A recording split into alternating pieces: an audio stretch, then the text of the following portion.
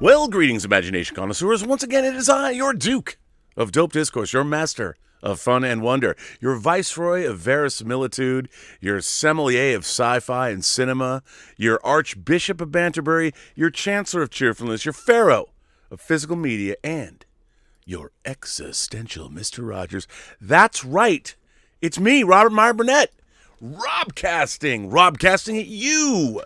You imagination connoisseurs. You members of this, the Post-Geek Singularity, work to deal with in the morning, so I could not be there, but I promise I'll be there tomorrow, assuming he has a show. I never want to assume anything, but because that, of course, makes an ass out of you and me if you diagram that word. Anyway, I was thinking, like over the weekend, I was pondering my own fandom, because on one hand, like I was thinking a lot about Stephen King and the upcoming The Stand miniseries and how no one seems to know anything about it. It premiered, nobody's talking about it, and yet it's one of my favorite things. And I would have thought that, maybe CBS All Access is suppressing it for a reason. They're afraid of their own content because, showing a movie about a global pandemic or a miniseries about a global pandemic might be insensitive during a global pandemic. And I would say that, well, it's not like the book doesn't exist. It's not like people don't know what it's about. And I keep going back to the fact that people did watch a lot of Steven Soderbergh's film Contagion. Even I did, which I really enjoy. I love Contagion, as I've talked about. I'm a fan of global pandemic stories. I love them. But then I thought about, okay, I've been a lifelong Star Trek fan, and all I do is I spend an inordinate amount of time complaining and bitching about Star Trek Discovery.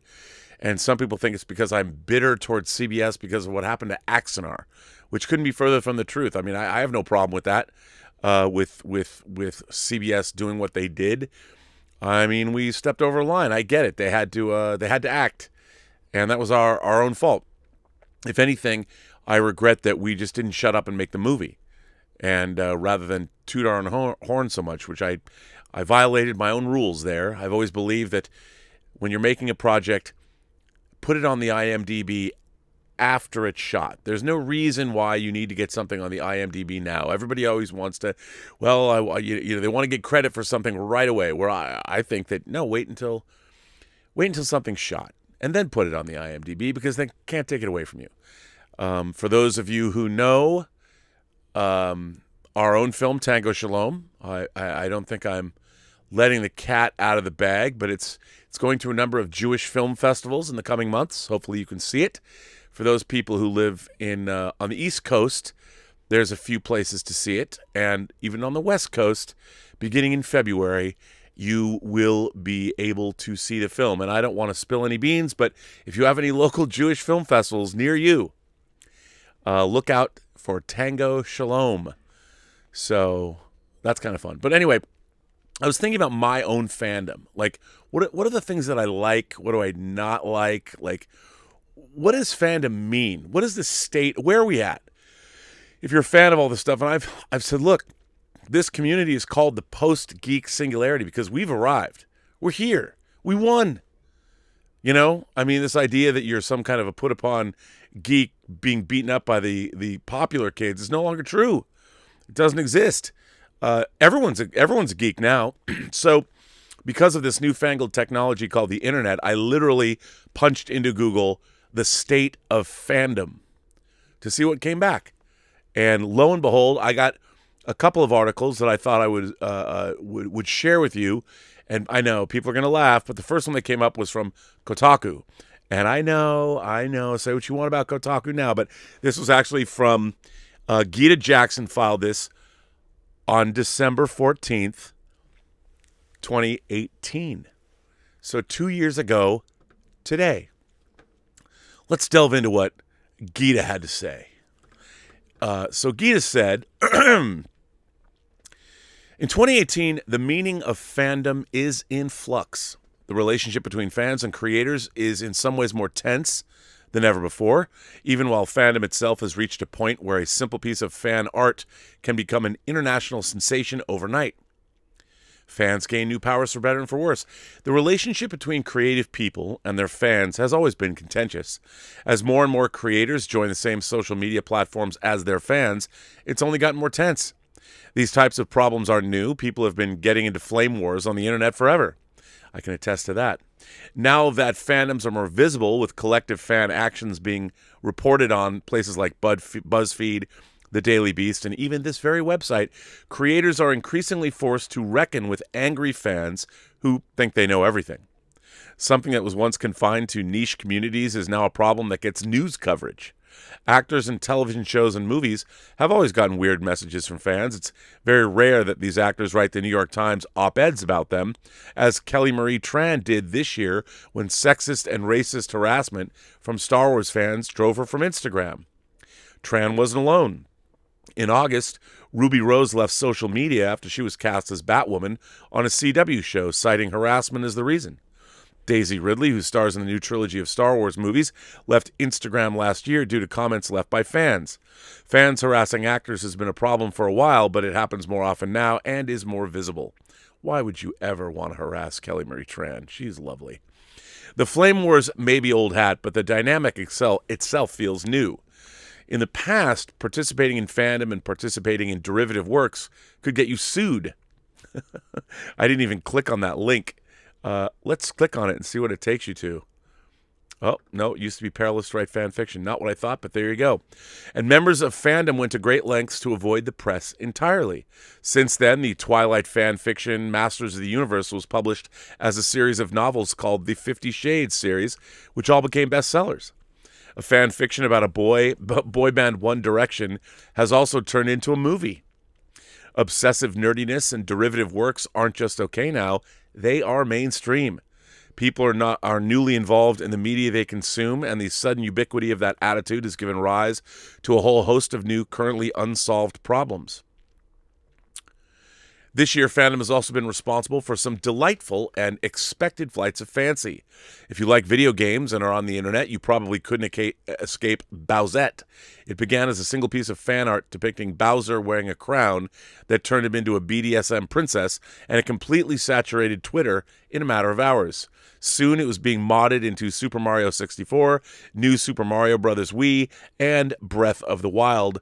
The whole sexy female princess version was expanded to other characters like Boo.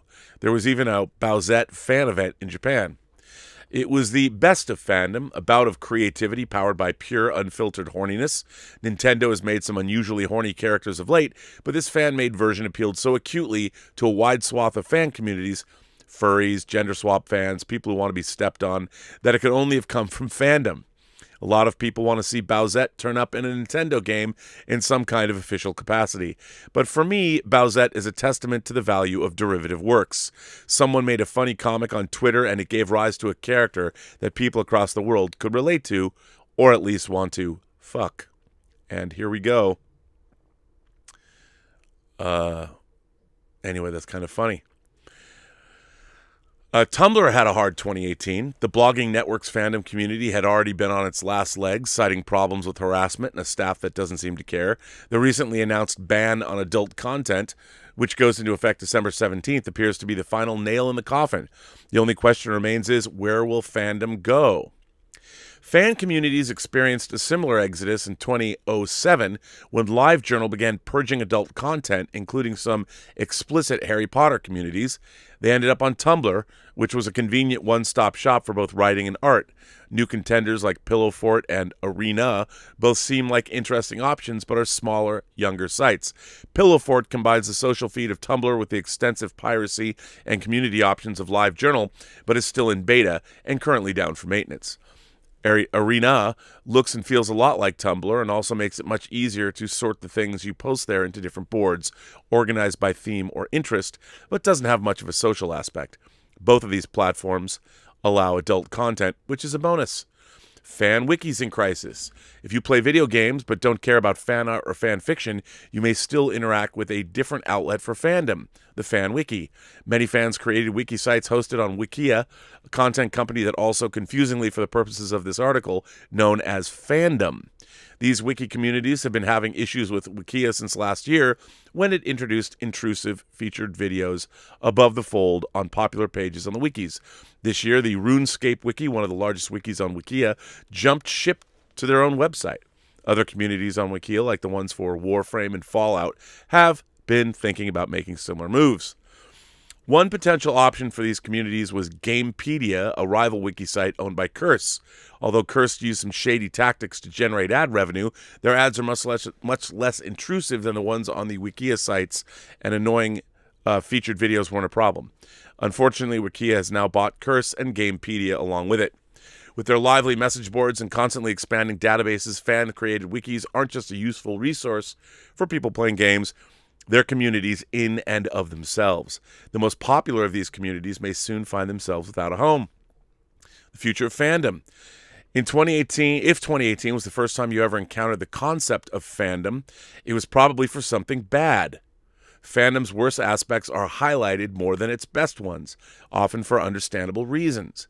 As major platforms change, close down, and die off, it presents a chance for everyone to reassess how they interact with the media they love and the people that make it. But it's easy to be more pessimistic. The fates of major communities are still unresolved, and sometimes it seems like fandom, as we know, could vanish at any moment. Above all else, 2018 has proven that fandom is about more than reacting to culture and art. Fans make culture. Fans make art. Derivative works like Bowsette can dominate the internet just as thoroughly as any new game or movie. Taking that into account, it seems impossible for fandom to truly disappear. Fans have always been somewhat nomadic and will hopefully strive to make whatever new homes they find as nice as possible. Interesting take. I thought that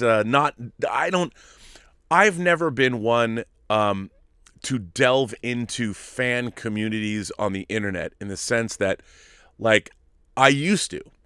Like when AOL had the Star Trek message boards in the 90s, man, I was on those daily. I mean, and there was my favorite, there was a community on AOL, and anybody who was a part of this community will remember it fondly, the Hollywood Cafe. And there was a lot of industry professionals. Chris McCormack was one, and I met a lot of people on the Hollywood Cafe site that I've met. Some of them have gone on, like Chris McCormack, to be incredibly successful. But it was a viper's nest. If you went in there, you better have your wits about you, because there were some very talented, very incredibly witty writers that went on to become Hollywood power players. And man, if you wanted to wade into those waters, you better be good. You better bring your A game. But it was interesting. The communities were interesting, and I think now fandom has become, we're all fans. That's what the Post-Geek Singularity community is. That I named it that because we now live in a world where we're all part of the Post-Geek Singularity community. And I was wondering, okay, well, what does that mean, though? Like, what is it? Like, look, I still bitch and moan and complain about Star Trek Discovery all the time. And in a way, it's kind of therapeutic for me. Because I really think about Star Trek as I have my entire life, more than anyone should probably even know. It's not good. I mean, I've thought about it my whole life, but it bothers me. Although, like I read an article today that David Cronenberg's character from this season of Star Trek Discovery is being brought back. He's got a bigger role in season 4. And I'm like, that's pretty cool.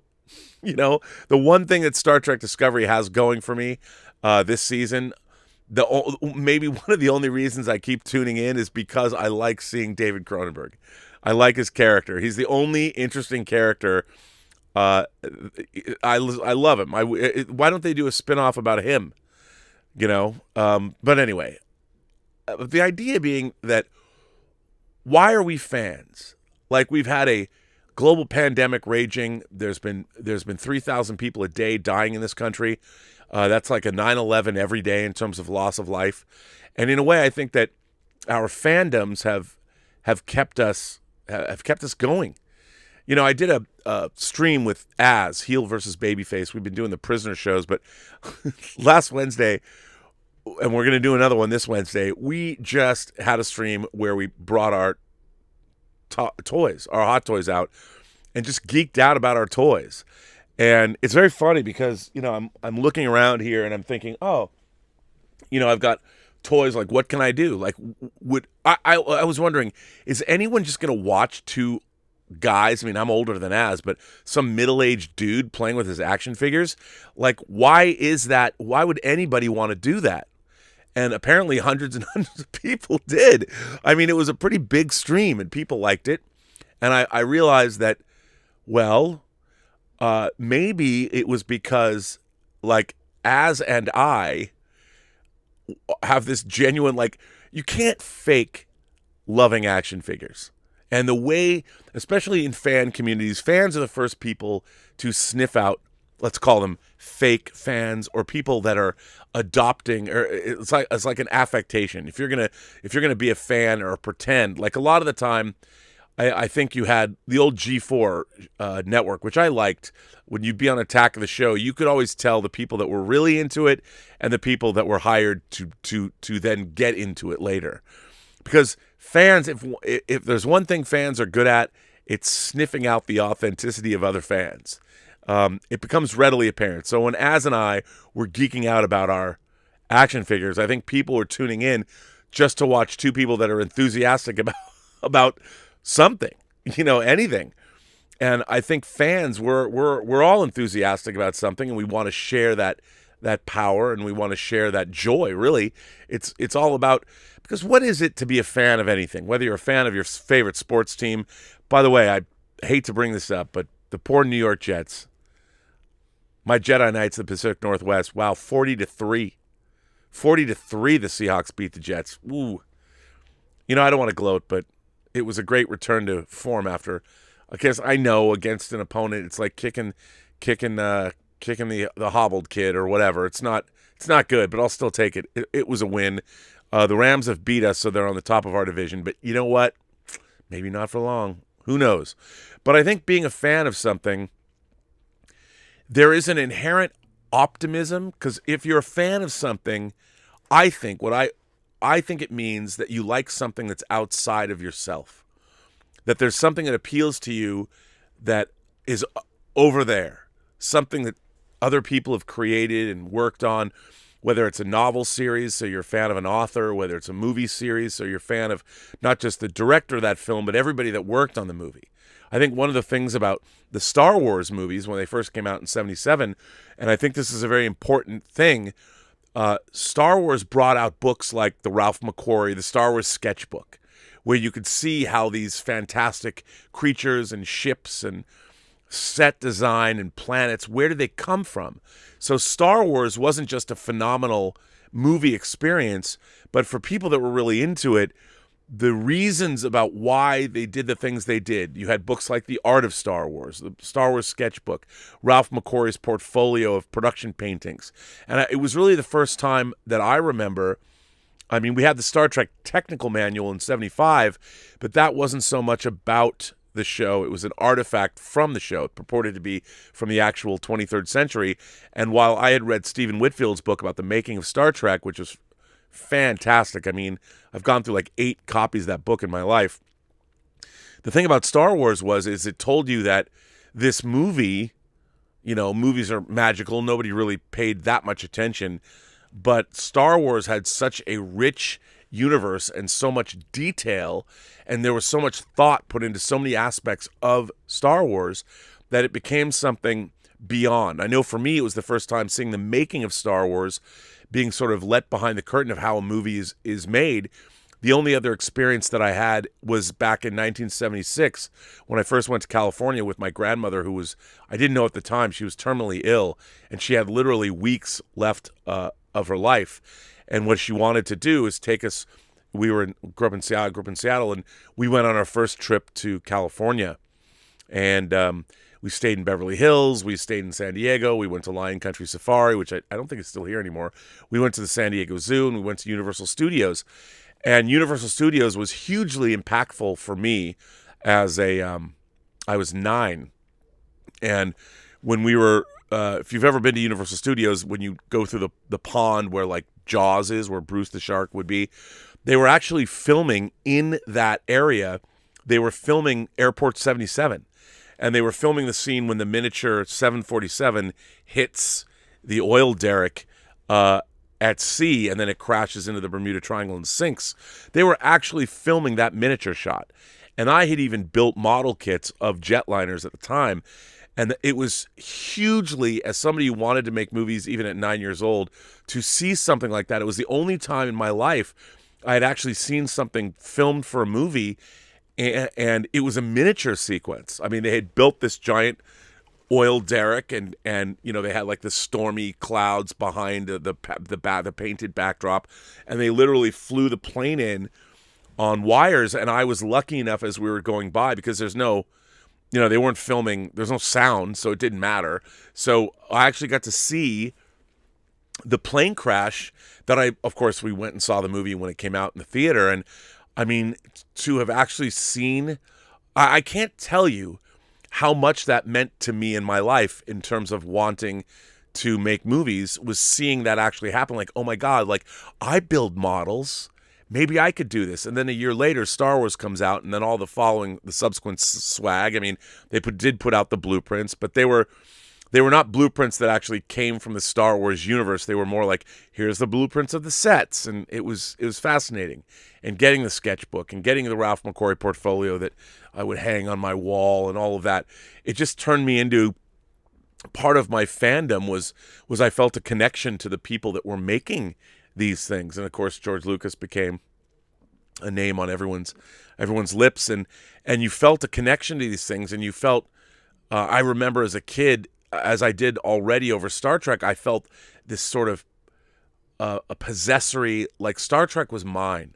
And Star Wars became mine because I didn't have friends who were into this stuff like I was. So, it was, my Star Trek fandom was uniquely unto myself, because I had not met other fans that were as into it as I was. There was no, obviously, internet. I hadn't gone to conventions at 7, 8, 9 years old. I would read my Star Trek novels, or my dad would read the Blish adaptations to me, and I would build countless models of the Enterprise. And it was, my fandom was, there was nobody else.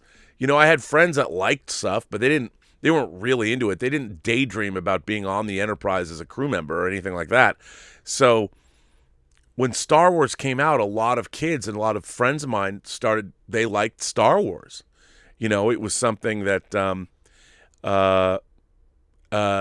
it was just, it was nice to see people love Star Wars. And like Jimmy Fiddler, the richest kid I knew, his dad got us a bootleg videotape of Star Wars in 1978.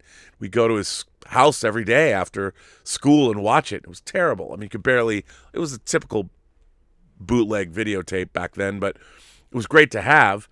And it was just, being a fan there was a purity to it.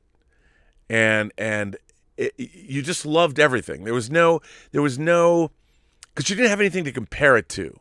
So, like, there was only Star Trek, the 79 episodes of the original series that aired. You hadn't even been able to see the cage yet. And Star Wars, I mean, the idea that Star Wars changed everyone's life. And for me, I love the movies I'd watched. I've talked about on the show. I love War of the Worlds, and I love Logan's Run, and I love Planet of the Apes. And the Planet of the Apes movies then gave way to an animated series, just like Star Trek did, around the same time, 73, 74. And so it was all joyous. It was all just great, and there was never enough of it. You just didn't have enough, and eventually you could watch every episode, and you could buy every piece of memorabilia that existed, or if you could get all the Mego Apes toys, and you could get all the Star Wars figures, even all the Star Wars figures that came out.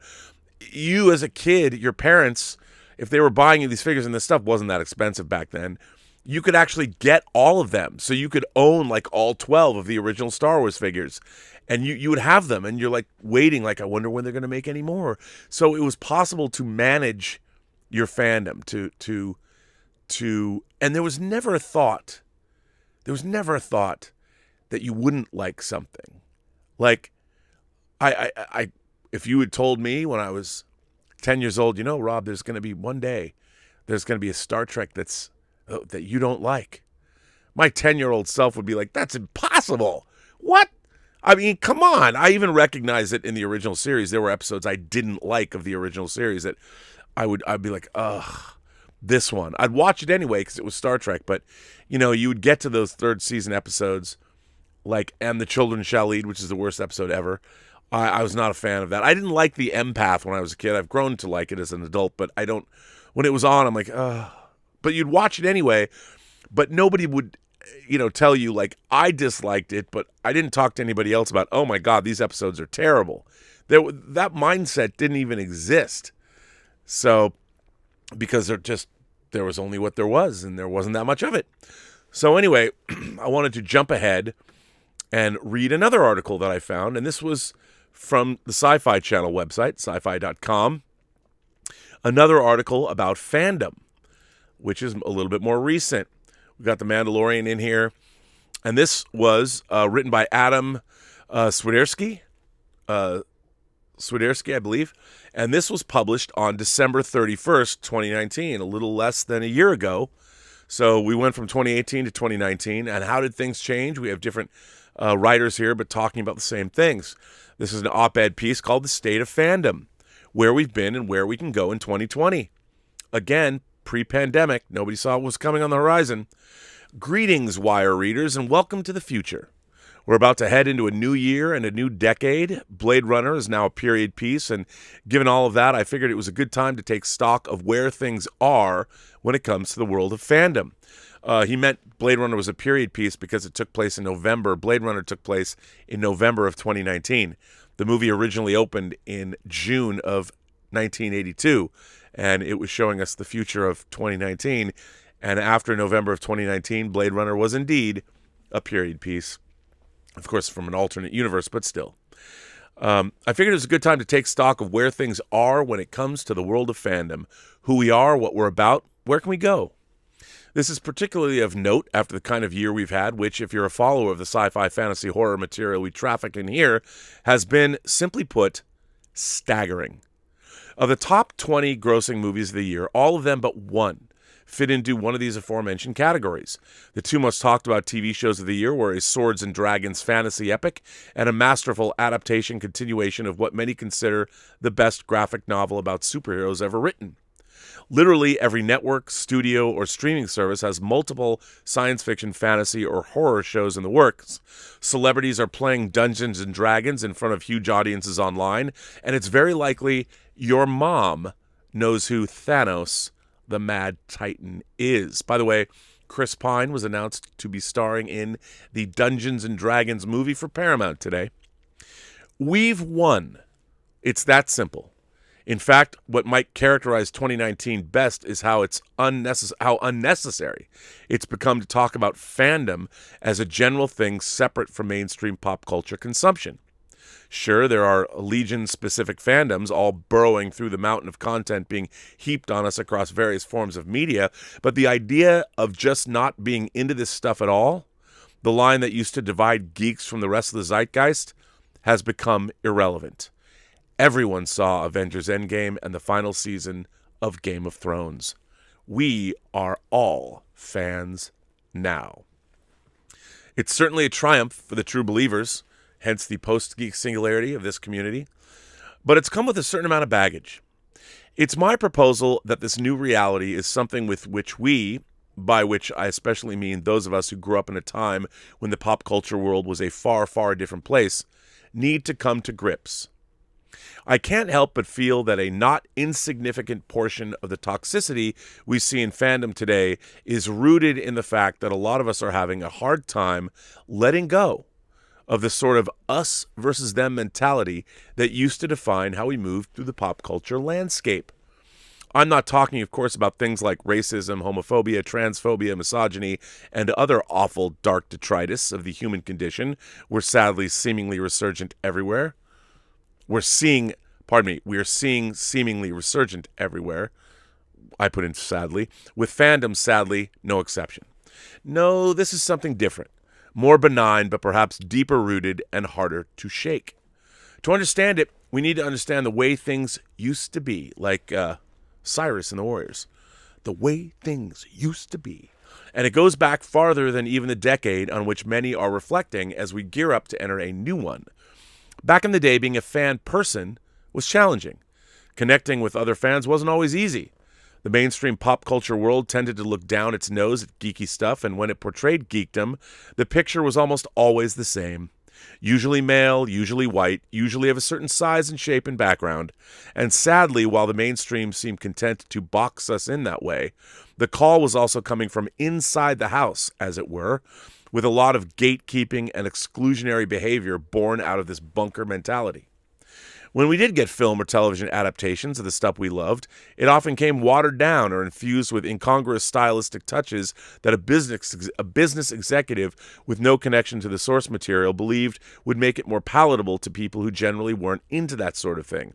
And boy howdy was the success and failure of every effort, every piece of sci-fi or fantasy that made it to screens big and small important, because if it was a failure, it carried with it the possibility that it would be interpreted as a sign that this kind of thing wasn't viable and we'd never see it again. I think this is actually a really important point that the author is making here, in the sense that when I see something that I think is bad, I think it's a reflection on the entire franchise as a whole. And I do think part of my animosity towards what is happening with Star Trek since 2017, actually, if you go all the way back to 2009, is I really do think the idea of Star Trek as a viable storytelling media, methodology, or whatever, has been compromised. I honestly believe that. And I think it's been compromised by people who don't necessarily even like Star Trek. And when something becomes just a job, I mean, Star Trek lives and dies on the stories that it's telling. If myself, and I am forgiving. I like a lot of things. Like my desire to like something. I mean, I'm an easy lay. I'm somebody who's here for it. I want you to give me, even if it's not great, I'll still find something to like about it, usually, but not anymore. It's gone that far down the road. And I think, though, that there is, I don't want to see Star Trek go away. And not only that, I wonder if it will continue, if people will, if people will still understand my love of Star Trek as a franchise. If look, the same is true. I think Star Wars was very tarnished by ultimately what became of the sequel trilogy. People love Force Awakens, and then it was diminishing returns because, and what's so strange is people that love Star Wars, when you go see a Star Wars movie that you don't love, I mean, we went through it with the prequels, but there's a lot of people that saw Star Wars for the first time in the prequels, and they like the prequels. And even now, I never would have thought that I would be looking forward to very expensive action figures of the prequel characters, but hey, here we are.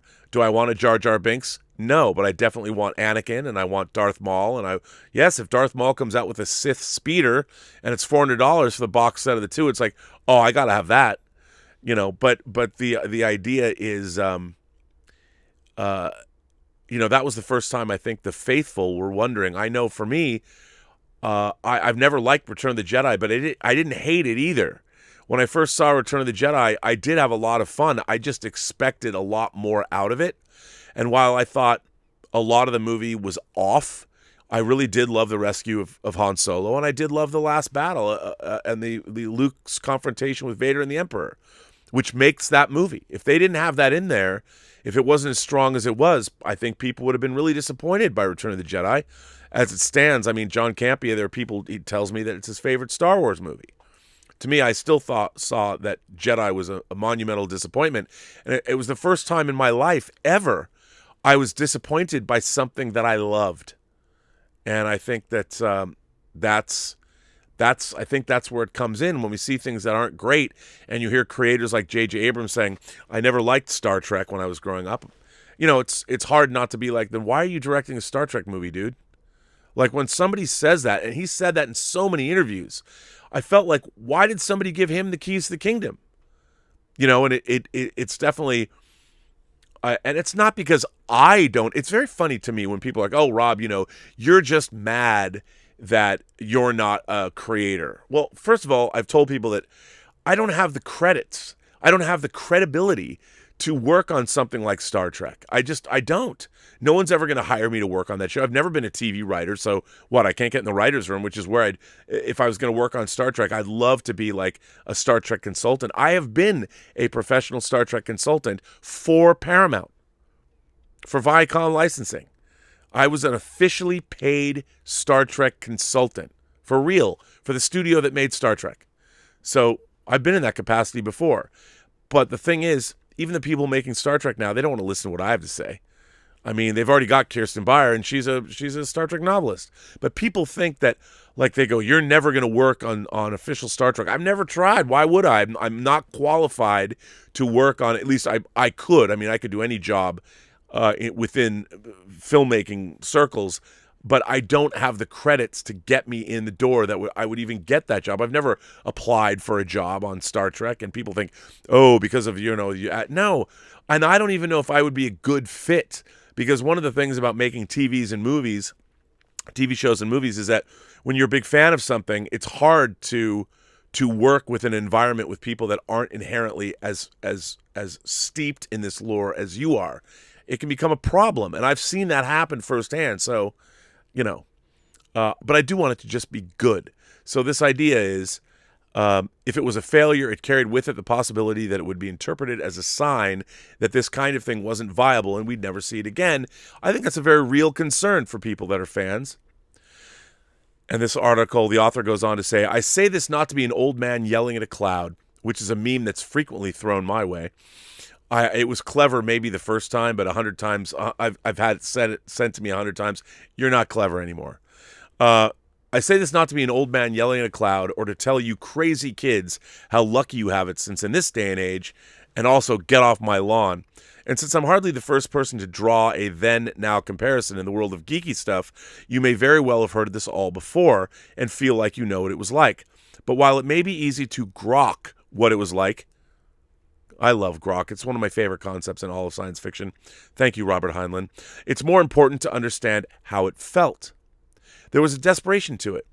We were the Rebel Alliance. We were the crew of the TARDIS, the Fellowship, scrappy and battling against the insignificance the rest of the world told us came with the stuff that we loved. If it was going to survive or maybe even thrive, it was up to us to evangelize, to cajole, to support in every way we could, to live and die with box office returns and viewership numbers and critical consensus.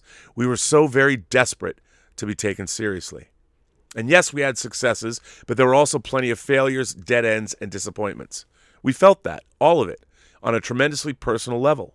The need to be not only the consumer of a certain type of content, but the emotional engine that powered its continued viability in the marketplace engendered a degree of personal investment that came from a very organic place. I love these things and want them to survive. But that could very easily veer into rabidity, and often did. It's the reason fan rivalries like Marvel versus DC could get so heated. Given the state of pop culture, whether people embrace one or the other could have had a very real impact on the continued viability of the content those companies put out. I agree with this. I think he's spot on. It all sounds very melodramatic, but that's how it was. You fought for the things you loved because you had to if you wanted more of them. And I simply can't underestimate how much of it is not like that today. Avengers Endgame stuffed literally dozens of comic book characters into a 3-hour movie that millions and millions of people saw in the theater. Joker, love it or hate it, is going to thrust comic book movies once again into the prestige awards conversation, and it did win prestigious awards, which would have been laughable 20 years ago. There are new TV adaptations of properties across the fantasy, sci-fi, and horror spectrum dropping almost monthly. I mean, one need look no further than the explosion of con culture as an indicator of just how far we've come. Cons used to be intimate affairs attended by the diehard, with only San Diego standing out as the biggest fan event of the year. Now major cons take place all throughout the year, all across the country, with hundreds of thousands of attendees gathering together, not only to rub elbows with those who create the stories we all love, but to join as a community in celebration of each other. DC Fandom, if you go to their website, is premiering Wonder Woman 84 tomorrow online, I guess, for the entire world. Crazy. If you've never been, it's a pretty spectacular sight to see, and it can feel like a balm in the time when so much of the interaction we see online and in social media can veer into the poisonous. Fandom is hardly alone in experiencing this symptom of the evolution of human communication, but for those of us who wade into it every day, it can certainly have a deleterious effect on our view of the whole situation. Everyone just seems so angry all the time about everything. Spend enough time there and it's easy to start to come to the conclusion that there's something irredeemably broken about fandom, about our ability as different cultures to coexist, even if those cultures just basically boil down to whether you're into one space-based story or another. As we head into a new year and a new decade, the challenge I want to put out there for all of us is to battle all of this with the greatest two weapons we have at our disposal: perspective and inclusion. Take a look around. The Great War is over. We won. We don't have to fight for the things we love anymore. They're doing really well on their own, which means it's time to turn our focus on ourselves and how we live as fans in the year 2020 and beyond. And it's safe to say we have some work to do. There's a reason the term toxic fandom has entered the lexicon in the past few years, and while it's easy enough to point fingers at various people, parties, or points of view to place blame for the rise of this kind of thing, I'm of the opinion that we could all stand to turn that finger a bit on ourselves and take a long look at how we move, operate, and interact with others who share this space with us. Again, I agree with this entirely. Does this mean I think we shouldn't love those things as intensely as we have up until now? No, of course not. I still won't shut up about a new book that grips me or a movie that really blows my mind with how well it brings an imaginary world to life. None of that has to change. But it'd be great if we could approach that kind of experience without the need to automatically have our fists up about it, because here's the truth. None of this is going away anytime soon. Sure, not every show is going to be a hit, and things we personally think are amazing will fall by the wayside. R.I.P. the OA. I love the OA.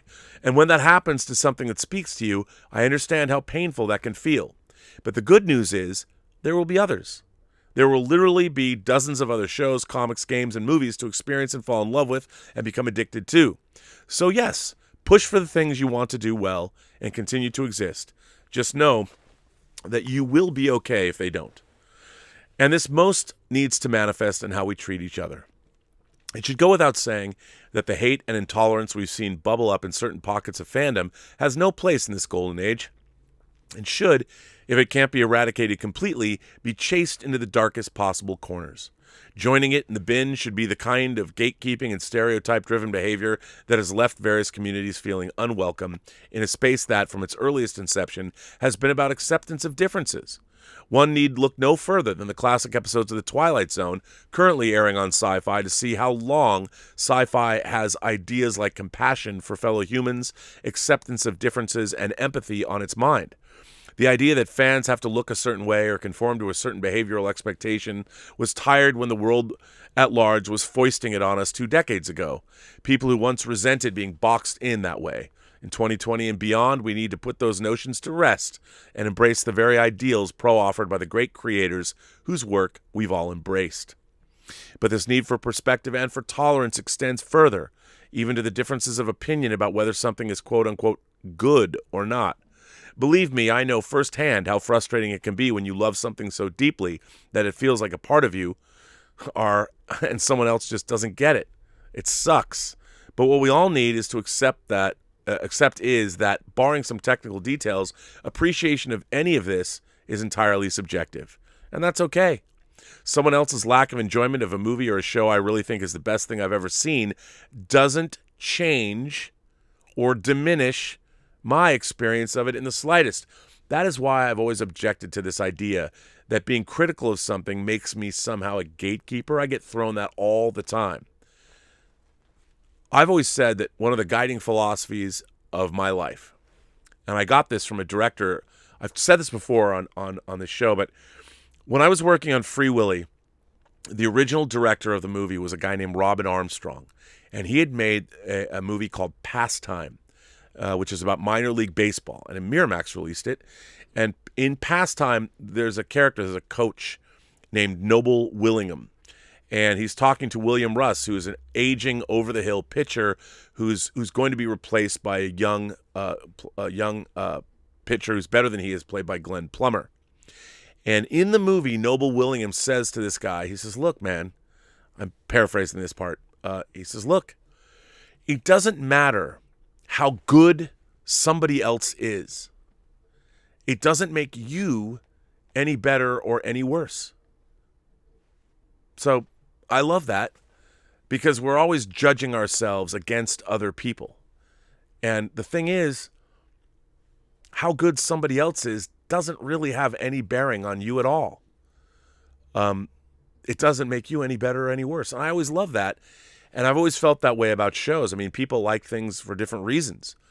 I mean, a lot of the time people like things because nowadays, and existing in this fan world, I'm like old, man. I am old. I'm an old dude in this space. I'm now inhabiting the same space as many people who are much younger than me, half my age. I've been on shows with people half my age. Our age doesn't really come up, but it started to become apparent to me that, especially over the last year, that there were people that I was working with who were like, what is this old guy doing here? You know, and if he has worked in the entertainment industry, why does he bother doing these? Why be a pundit on YouTube? Why do that? Why come on shows like Collider? Why be a goofy character in this Schmodown? And my answer to that has always been, because it's fun. I enjoy it. That's the only reason. I do not do these things because I want some kind of, I don't need to walk around and have people come up to me and tell me how great I am if they see me out in the wild. That's not why I do it. I do it because it's fun. I've been a fan my whole life, and if nothing else, you know, somebody said to me today on Twitter, they thanked me for the film festival. And I was like, don't thank me, you know, thank all the creators, but I think it's really great that somebody is paying attention. You know, to be honest, I've been disappointed that not more people have watched the actual movies. And I'm going to spend the rest of this month really, now that tomorrow is the actual drop dead date, I'm going to get everything that I've got outstanding ready, and I've made a trailer, and I'm going to start, now that all the films are up, I'm going to start pushing the film festival. I really want to see all the views for these movies. Everybody who made a film deserved to have more than a few hundred views. You know, I really want to get the word out. I hope all of you will help me. Anybody that's made a film that's at the first Intergalactic Imagination Connoisseurs Film Festival deserves to have eyeballs on their work. All of the movies are worthy of watching, and I'm very excited to have them all. But anyway, I'll go on. But this need for perspective and for tolerance extends further, even to differences of opinion about whether something is quote-unquote good or not. Believe me, I know firsthand how frustrating it can be when you love something so deeply that it feels like a part of you. Who you are, and someone else just doesn't get it. It sucks. But what we all need to accept is that, barring some technical details, appreciation of any of this is entirely subjective, and that's okay. Someone else's lack of enjoyment of a movie or show I really think is the best thing ever doesn't change or diminish my experience of it in the slightest. And someone's loving something I think is lame doesn't mean there's something wrong with them. We all take away different things from art, and it's time that we as a collective fan culture come to accept that. I'm certainly not saying there shouldn't be debates, discussions, and maybe even arguments. That type of discourse has been part of being a fan for as long as the term has meant anything at all. I don't want or expect it to stop. My hope is for the next year, however, that we find a way to do it that comes from a place of shared perspective, an understanding that we're all in this because we love it, and the knowledge that, at least for the foreseeable future, fandom will always be there for us. We can disagree about whether, say, The Rise of Skywalker was a perfect capper to a decades-long epic saga or a disappointment. Without believing there's an absolute answer, and with the knowledge that, no matter how someone chooses to answer that question, it has no bearing on me personally. It could be that hoping for this kind of thing in the fraught era in which we live is something of a pipe dream. But hey, if sci-fi and fantasy are fueled by anything, it's the power of imagination. So I'm going to run with it. Rejoice, fan people! We have just about everything we've ever wanted. There are so many great things going on in our communities, from fan fiction archives to cosplay gatherings to fans reaching out and making a real difference in each other's lives. The tent is bigger than it's ever been, and I can't stress enough, having come from a time when it was microscopic, as did I, what a wonderful thing that is. If we can focus on that, on each other, we can all move forward into this new decade, buoyed by the knowledge that the passion that unites all of us has an even brighter and more inclusive future. I mean, I read that and I was like, how could I have not shared that with all y'all? I mean, that is the ethos. That is the very meaning, or he really establishes in this article exactly what the Post-Geek Singularity, exactly what Robservations in this channel is all about. Am I going to stop banging on Star Trek Discovery? No, because I honestly think it's a shitty show. I think it's not worthy of the Star Trek legacy, and they have all the money in the world, and it should be better than it is. And I'm not going to stop talking that way. I might, get bored of it, but it's so great when I have it on. I mean, I can channel. It's nice to be able to focus my hatred on something rather than have it just be a general dislike of all mankind. I can actually, which I don't have. I love mankind, but I like having a place to focus my ire as opposed to some kind of general malaise of where we're at as a culture. But anyway, I thought that was worth reading. And one of the things that I hope that people still take away from this channel, even though, yes, I go on and on and on and on and on and on and on about Star Trek Discovery and how much I can't stand it, which you all know, it's become almost, people think it's endearing at this point. I am like that guy, get off my lawn. But every time I watch it, I hope it's better. That's why I tune in. I hope it's better. I want to like it. I don't think I'm going to like this week's episode, but I want to like it. And I think the great thing about the Post-Geek Singularity is I think everybody here, all of you watching or listening right now, because these shows are now podcasts, I think everybody listening is just like me. You want to love these things. You do. You want to love them. And if people love The Mandalorian and they love Grogu and you want to love The Mandalorian too. And sometimes you can't because it's just, maybe it's not, doesn't have the depth you wish it had. It's covering well-trodden ground for whatever reason. But I know that everybody here, your desire is to, first and foremost, love all of these things. I know you do. That's why I go, people are always like, Rob, why are you going onto other people's channels? Why, Az sometimes says things that you should be offended by. And I'm like, let me tell you something. My experience going on with Az has been nothing but delightful. And my experience with him, he's treated me with great respect. He suggested doing a show together.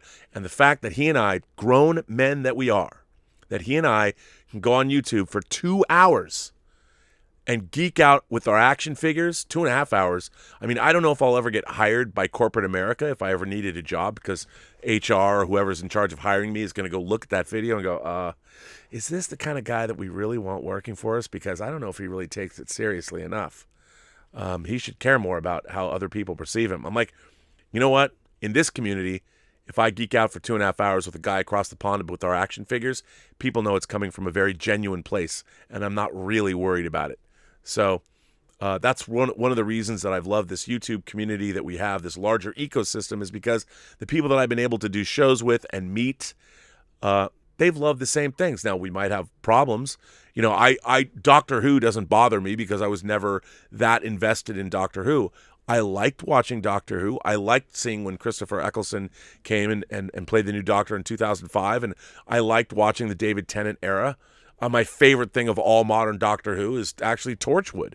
And Torchwood, not the first 2 seasons, but specifically the 5 episodes of Torchwood, Children of Earth.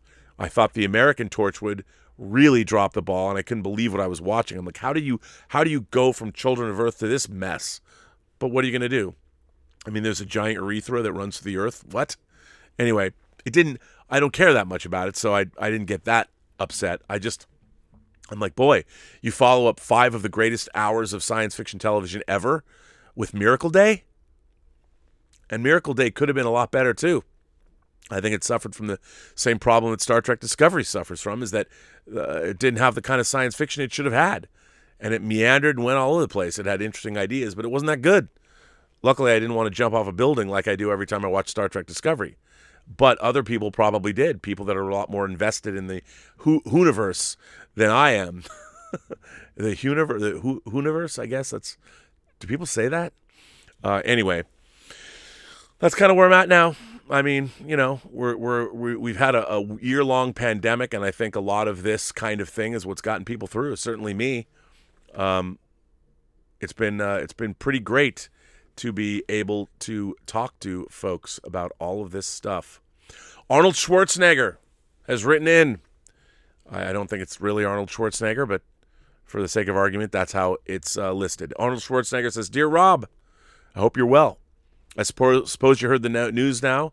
Dune is rated PG-13, as you suggested. It was rated as such for sequences of strong violence, some disturbing images, and suggestive material. I think you already know my view. I would have preferred a soft R rating, so I admit that my excitement was slightly tempered upon this announcement. However, I can't help but notice certain oddities which perhaps might be linked with this decision. I created an article which I link at the bottom, but here's the main abstract I would like to share on this stream. Dune is also a heavy material with various themes such as ecology, messianism, philosophy, culture, society, religion, etc. It's designed for adults. Dune is not designed as a form of escapism or as a fast-paced, popcorn-eating type of read movie. As Denis Villeneuve has pushed boundaries into the R rating for his previous films, I'm ashamed he did not do it for Dune, especially after he said his films he made previously were all a preparation for one day to make a Dune film, and most of those were R-rated. The film script definitely felt adult, too. Anyhow, I hope the future adaptations are not watered down, especially if Heretics of Dune and Chapter House Dune are adapted. The last third of the original book apparently has mature elements, or so I've been told, so hopefully the immediate sequel will be R-rated. I haven't read it in a while, so I can't say for sure. Maybe this is why the test screening ended in the fight with Jameis, to save the heavier content for the second movie, and I sincerely hope that they are. Furthermore, in the script, a certain character gets beheaded and the blood splatter lands on the nearby servants who are too afraid to move. This looks pretty graphic. However, in the test screening, this was changed to a simple slice to the throat. This, and combined with the fact that the test screening ends before the spice orgy and the final lovemaking sequence, it gives me the feeling that it was initially shot with an R rating intention, but it might have changed over the course of the reshoots. Did they change their mind over the course of the filming, or was it something else? One reason I was promoting Dune was because I thought it'd be R-rated, so it needed all the help it could get. But this rating has discouraging me to do so. The fact that it's premiering on HBO Max makes this official rating even more redundant. This leads me to the following questions. Is there a possibility that maybe Dune was supposed to be R-rated originally, since the beheading part of the script was altered to make it less bloody, and the fact that the movie ends before the spice orgy and the lovemaking sequences in the script? If not, what was the reason for the changes? Now that it will premiere via HBO Max, is there a chance they might slightly alter the movie for a mature rating? Are they saving the more mature content for the sequel? Will there be an extended director's cut with mature elements? Does this mean that the Dune Sisterhood TV series won't be mature rated either? What about future adaptations? Please, Rob, give me something encouraging. I know this sort of stuff probably doesn't bother you too much, but for me personally, I like my art uncensored. I get a feeling of being trapped or unsatisfied if I know that something could even have been better for it to be altered due to an arbitrary age rating number. Even though I was expecting this, I do feel a bit gutted. Luckily, it's all wearing off now. Okay, I'm going to put your article, which, by the way, I must say that I have not read, but I'm going to put it into the live chat. And hopefully you can all see it for yourself. So there you go. Away from the age rating, since Dune is set to premiere via HBO Max, does this increase or decrease the chances of it receiving a sequel?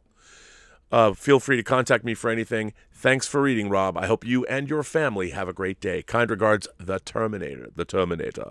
Well, Arnold, let me tell you, as you know, I did cover the Dune script on the show, and I got a copyright strike from Warner Brothers for covering their script. I quite love the script. Now, I'll tell you something, and I learned this from our own movie, The Hills Run Red. You have to think about the overall feel of the whole movie. Now, when I read the Dune screenplay, I loved it. I love the Dune screenplay. I thought it was a great adaptation of the book. But then you have to ask yourself, like, if you're watching what is this, it's a science fiction action adventure story with, like you pointed out, a lot of really interesting ramifications.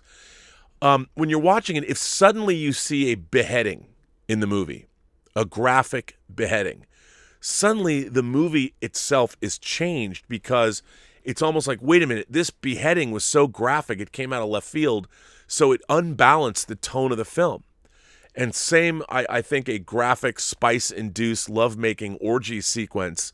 Again, you're like, wait a minute, we're watching this movie, and then all of a sudden you're watching, look, I love spice-induced orgies, because who wouldn't, right?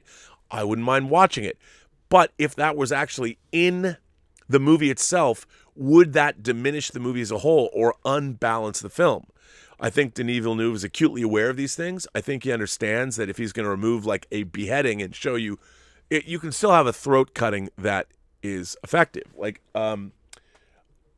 I know last night, if you were watching on Whining About Movies, I finally got to see Brandon Cronenberg's film, his second feature film, Possessor. Now, we watched this movie. I did quite enjoy it. It wasn't as good as I would have hoped, because I was expecting a lot from this movie, but I thought it was really interesting and very compelling. But one of the things that it has really graphic sex and incredibly horrific violence. There's one scene, what happens to poor old Sean Bean. I mean, Elizabeth couldn't watch. And it was, look, I love graphic violence in movies, but I love graphic violence when it's not presented realistically necessarily. You know, if you're watching like horror movies are fun, like watching zombies get their heads blown off and stuff like that. I like that kind of violence. But when you make something, when you have violence that's set in the real world that really shows what horrific violence can do to the human body, I start to go like Possessor pushed all of those limits. And I think that was kind of the point. But you could have made a version of this movie that was PG-13 and much more friendly to audiences. And I don't necessarily think you could still have made this movie a great experience for everyone. I think it's just, it's a tough one, man. It is a tough one, but it's a tonal issue. And I think with Dune, at least judging by the screenplay that I read, I think that tonally it really holds together. And I don't think you should worry about Dune not being R-rated, like a beheading as opposed to a throat slitting. You know, I don't think that should hamper your enjoyment of the whole rest of the film. And just because we don't get a spice orgy in this version, maybe they'll restore that stuff. I don't know. All I know is that their plans were to do 3 movies. It was going to be the Paul Atreides story. I've said this before on the show. It was going to be Dune, Dune Prophet, and then Dune Messiah. And that was going to wrap up the Paul Atreides story. And anyone who's read the Dune books knows how that goes. Yeesh. But anyway, I can understand where you're coming from, but I wouldn't worry about it because I really believe that the movie is going to be fantastic. I really do. I really do. This comes from Matthew. Matthew writes in. Matthew says, "Hello, Rob. Lately, I've been channeling my inner Trekkie, and I've started watching Star Trek, the original series, for the first time. I've only watched some of the old films when I was a kid and maybe half or less of The Next Generation and Deep Space Nine, I think. Recently watched the horrible 2009 movie and its sequels. Why people like J.J. Abrams movies, I don't know. But I always like the premise. I watched your video called What Exactly is Star Trek Storytelling? And based on it, I would like to highlight some stuff. While I've been a hardcore comic book fan since the mid-90s, so I can handle conversations about continuity and such, delving into Star Trek always seemed hard. As I said, I started TOS, and my goal is to watch all the series and movies, so please, while you're reading about my objections, have in mind that I've never watched a single episode of Discovery. Though to be precise, my objections are more general, rather than defending a show I have no idea about, although I'm planning to watch it even if it sounds like a hot mess. You talked a lot about what Roddenberry believed a Star Trek story should look like, and it really highlighted why I like Star Trek. It is science fiction to its core because it provides us with lessons about our world today and how we can be better. The premise of humans finally being something we could admire and dream to be one day is amazing by itself. But I don't think that documents like these coming from the original creators, especially for franchises that count decades, are to be taken as holy texts. Bear with me for a moment. I believe that art is entirely subjective, because everyone has different experiences and grasps of the world around us. Therefore, everyone can interpret art in many ways, very differently to how the original creator intended to. An example would be far-right groups adopting the hammers from the wall because Roger Waters thought it was a good idea to have actual skinheads for realism in the movie.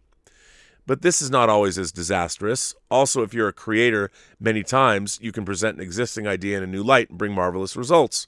While Frank Miller's Batman is considered the accepted version of the character now, it was a very different version at the time. I'm sure Heinlein wouldn't be happy with what Verhoeven did, and yet we celebrate these and other iterations. Not many people would dare say that these are wrong, and to be honest, in a sandbox as vast as Star Trek, I would like to see other stuff than the same premise. Otherwise, it sounds pretty repetitive.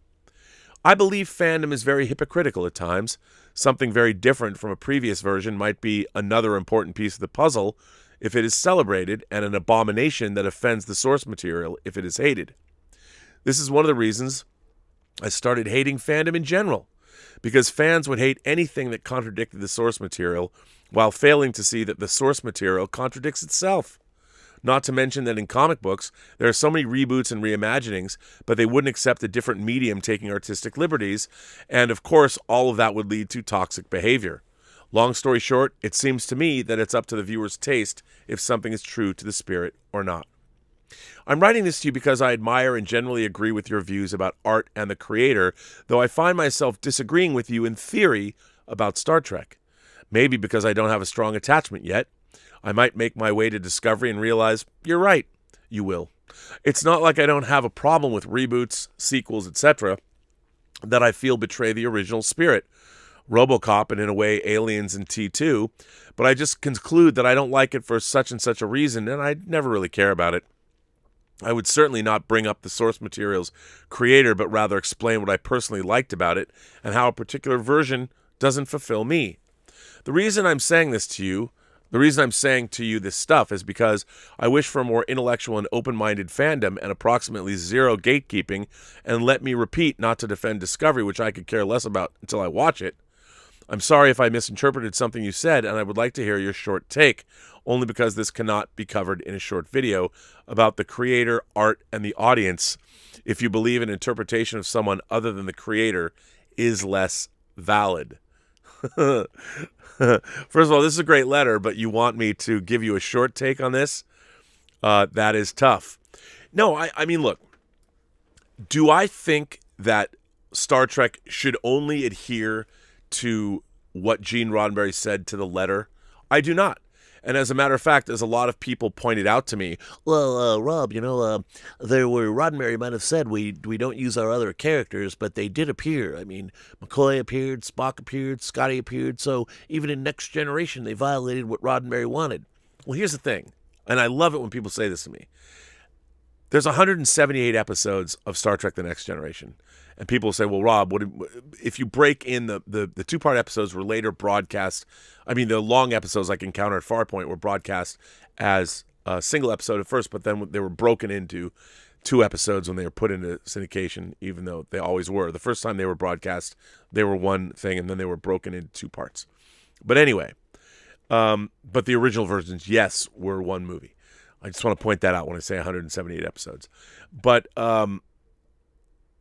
so when they have Spock in Unification 1 and 2, and they bring back Leonard Nimoy, first of all, they were celebrating an anniversary of Star Trek. That was the 25th anniversary that they were celebrating, so they made it an event. But Star Trek The Next Generation, what Roddenberry was saying was, like, let's not make this show all about the original show. Let it stand on its own. And it did, for the most part. The Next Generation, yeah, you had McCoy in. Spock shows up in the 5th season. Scotty shows up in the 6th. But they really made Star Trek The Next Generation stand on its own. And when they did bring a character back from the original series, they brought back Sarek, Spock's father, played by the original actor, Mark Lenard. Now, what I found objectionable, again, about Discovery is so, I mean, they keep mining the Star Trek universe, everything we've already seen. Let's get Captain Pike. Let's get Spock. Let's get Sarek again. So Discovery doesn't have its own identity. I mean, it does, because it looks so weird, and the production design, and it doesn't look anything remotely similar to the Star Trek that it's supposed to be existing concurrently with. And then when they go back and they do all these things, and then they fundamentally try and change characters like Spock, and they're compromising these beloved characters in order to bolster their own characters. That I find that not good. It's not good writing. Now, if people like Discovery, it's because this is why they like it, but they don't have necessarily the attachment that I do growing up as a fanatical Star Trek fan. And most people, it is just, after all, a TV show. Why should it matter? Well, it matters to me because I've been living in the Star Trek continuum my whole life, and it's been a part of I want to love Star Trek. And look, did I love all of Next Generation? Certainly not. But there's glimmers when I was watching even the first season. I'm like, oh, this is good.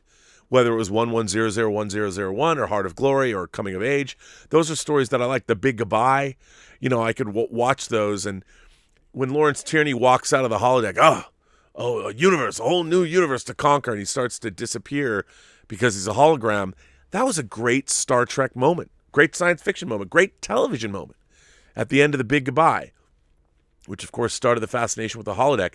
I thought that was a really interesting story, and the best part of it was that this holographic character, pondering the ideas of whether he's real or not, and that was later played up with the Professor Moriarty character. And when it ended with something like Ship in a Bottle, it was good stuff, man. So it was great, but I think I just don't like I don't like Discovery because I don't think that we're getting good stories from it. I think it's all over the place. It's trying to be too many things to too many people, and we're getting stories that don't feel like real stories. I find it to be bad storytelling. I think it's bad storytelling, it's bad Star Trek, and it's bad science fiction. There will be other people, who aren't, you enjoy it. That's fine. I'm not telling them that they shouldn't enjoy that. But for me, as a lifelong student, and I am a student, I'm a student of storytelling. I do not consider myself an authority. I am a connoisseur, and I am studying storytelling, but I don't think I would ever presume to tell people, you have to do things this way or you have to do things that way. I don't think they should. But I do think there's a difference between getting good stories and getting bad stories. And I feel that Star Trek Discovery, especially compared to other Star Trek shows, is not good storytelling. I also feel that it's not good storytelling on television now because of all the great storytelling that we are getting. And it's sort of frustrating for me. But anyway, I do appreciate your letter, and I want to thank you. I hope you continue to tell us about your journey through the original series. I can't wait to hear that. I just have to get back to where I was. I had a great letter, and now I've got to find it again. Oh, well. Let's see if I can. Where was I? There's so many letters. I'm so behind on letters from you guys. Actually, let's just jump over here and see what you guys are saying over here.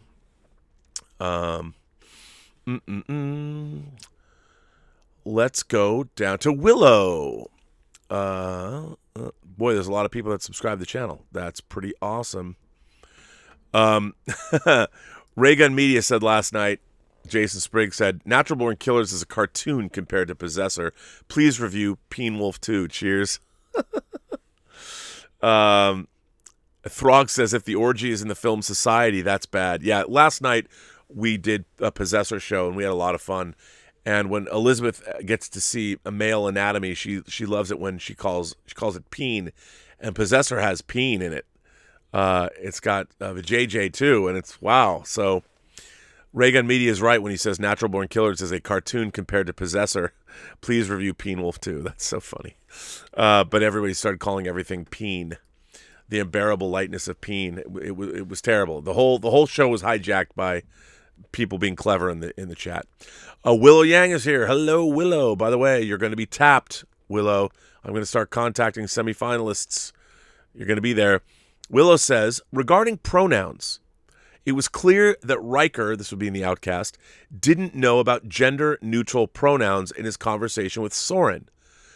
Quote, for 2 days I've been trying to construct sentences without personal pronouns. Now I give up. What should I use? It? Can you imagine that? I mean, there was a discussion about personal pronouns in the 4th season of Next Generation 30 years ago. And how interesting, isn't it?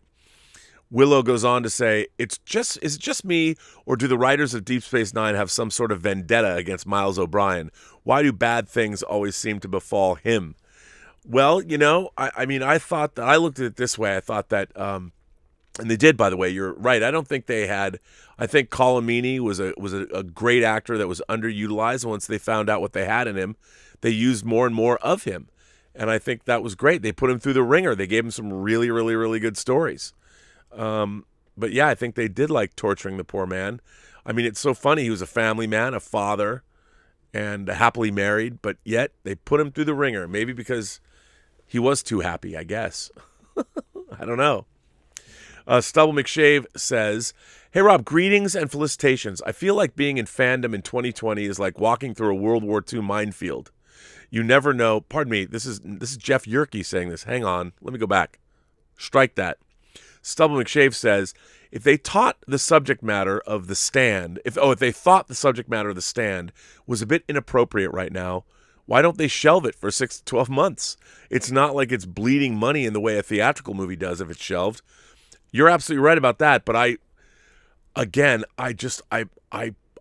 beginning to feel the worst is yet to come. I hope not. I don't want it to be the case, but it doesn't seem.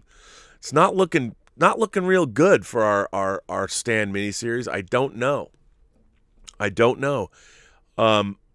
mean, you would never know it's even coming out, and that's why I did the show on Saturday. I don't know. Jeff Yerke is here. Hello, sir. Hey, Rob, greetings and felicitations. I feel like being in fandom in 2020 is like walking through a World War II minefield. You never know when some social media kerfluffle will explode into your preferred franchise. It's exhausting. Live long and prosper, the Yerk man. Well, Jeff, say of course hello to your wife for me, Mrs. Y. But you're correct. I mean, even doing this show, I can't believe. I mean, obviously, I had a kerfluffle myself earlier this year, back in June. I can't believe I've done 575 episodes of this show, and I've been able to get away with it without somebody being horribly offended by something I've said, which is, I guess I'm lucky or I'm growing up, but I do try and be mindful of these things. But I do speak my mind. But yes, it is a minefield. It is a minefield. It's a very weird time we live in. Very weird. Stubble McShave goes on to say, Amazon Prime are trying a new kind of promotion. They've started having short windows on Twitter where the first episode of some series are available for free. I saw that The Wilds was available in such a way. Have no idea what it's about, though. Yeah, I think a lot of people are trying innovative things to get people to come to their streaming services. And, more power to us all, I guess. I guess that's kind of cool. That's what we're doing. So, yeah. I don't know what The Wilds is about either, but now I want to know. Nathan Drake sent in a super chat and said, "Thank you so much for making me aware there's a Nathan Algren 1/6 figure. There's not just one. There's multiple Nathan Algren figures depending on where you look. Last Samurai is my favorite movie of all time. Now they need to make a dude figure from the Big Lebowski." I think they are, to be honest. I think, as a matter of fact, let me see. I think, if memory serves, the dude 1/6 figure Lebowski.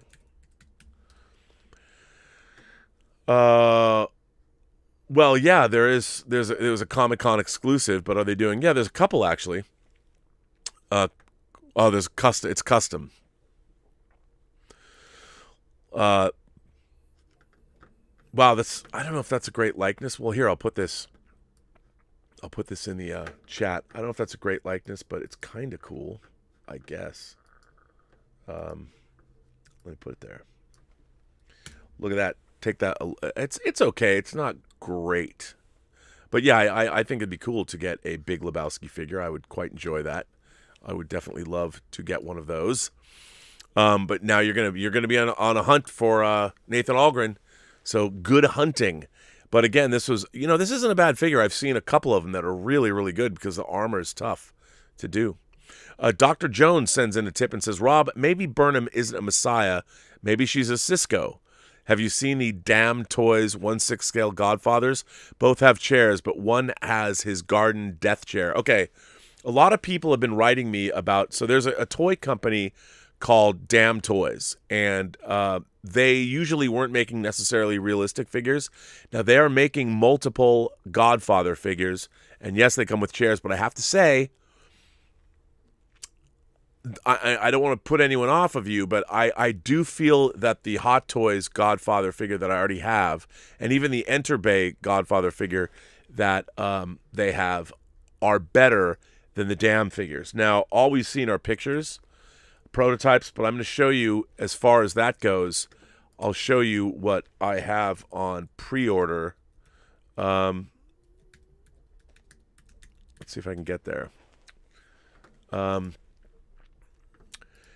And this is, again, this figure is not, it's a third-party figure. It's not official. It's not an official figure, because other than Hot Toys, I don't think anyone has really licensed them. But I'm going to show you what I do have on pre-order. Now, this figure, it's sold out. This is a sold-out figure. This is why you have to jump on these figures. I mean, it's sold out here, and I'm sure you could find it other places. But, this is not that expensive, but you'll see. This is a Godfather 2 Michael Corleone, and I don't know if these are posting in the actual live chat. They don't seem to be in the chat. It says I'm not connected, so maybe hang on. Let me try reconnecting to the chat, and if I can see it, I can show it. Make sure you guys are getting what I have been. Maybe you haven't. Maybe these things I've been putting in the live chat you haven't seen, but I'll put this in, and you can look on. There's the eBay custom-made, the dude figurehead, and now I'll put in this Michael Corleone figure to show it to you, which is really very cool, actually, to be honest. So look in the live chat and check that. Oh, I guess they got him. Okay, well, you've got him. You can see him. But yeah, that's the damn figures. I won't be getting them. I wasn't impressed with the head sculpt. I wanted to be, but everything else looks good. So there you go. Josh Rosowskis is here. How you feeling, Josh? Hope all is right with you.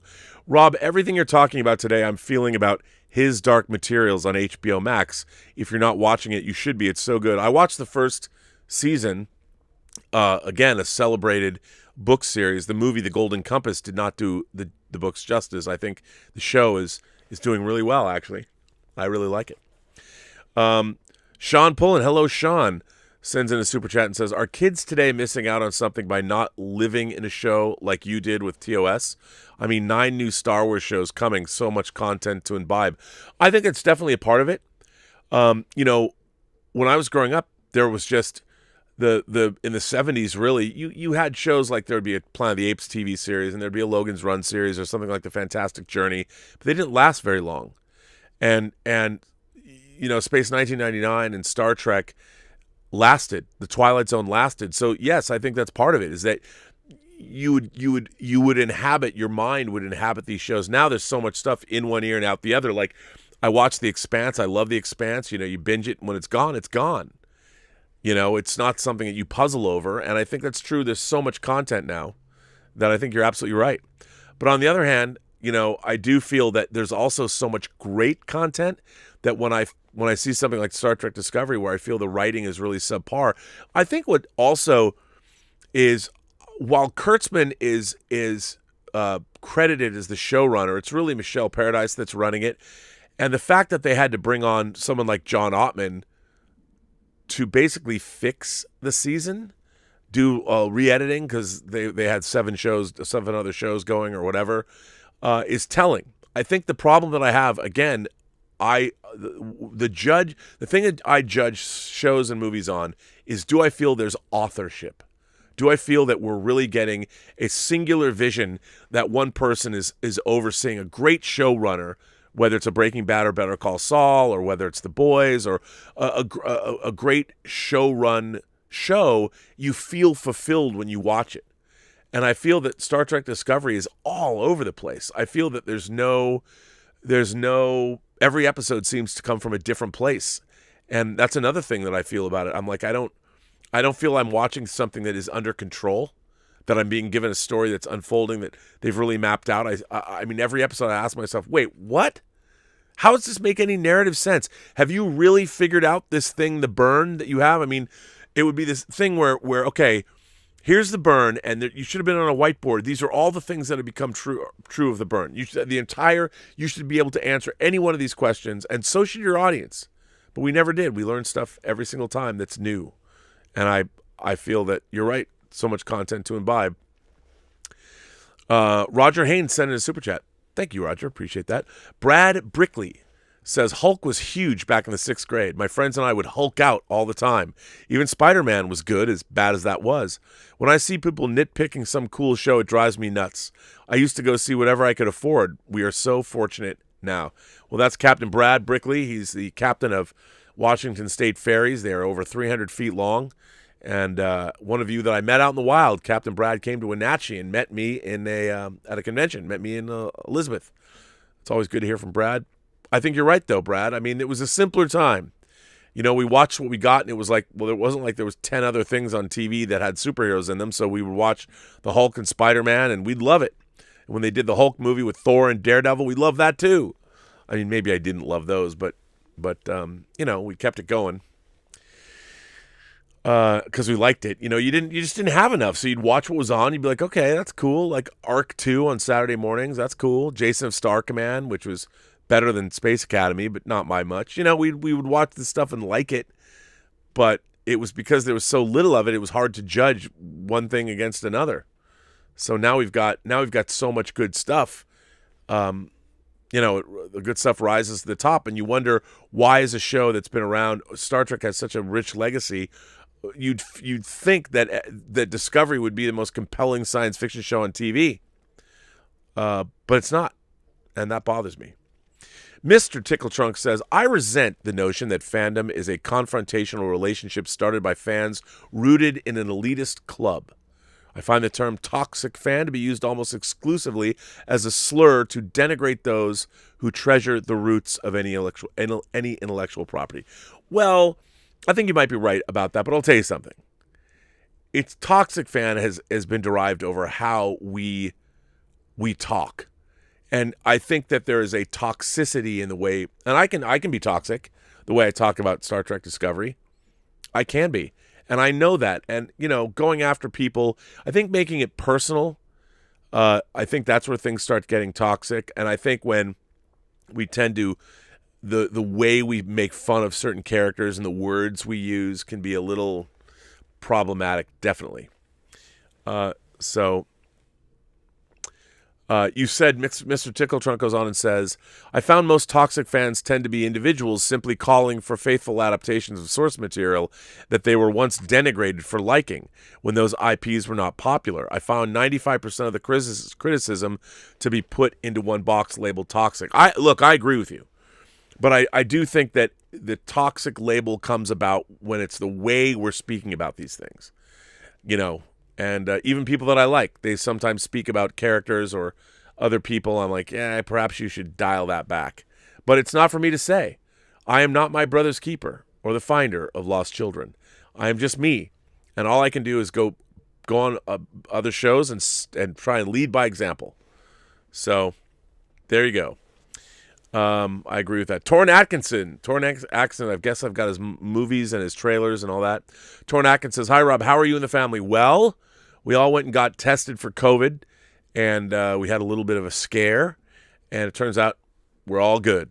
Everything is good. You know, I'm a little tired of being cooped up in this house for as long as I am, but I live in a house with 3 girls, and on one hand, that should be fun, but on the other hand, Calgon take me away. It's good.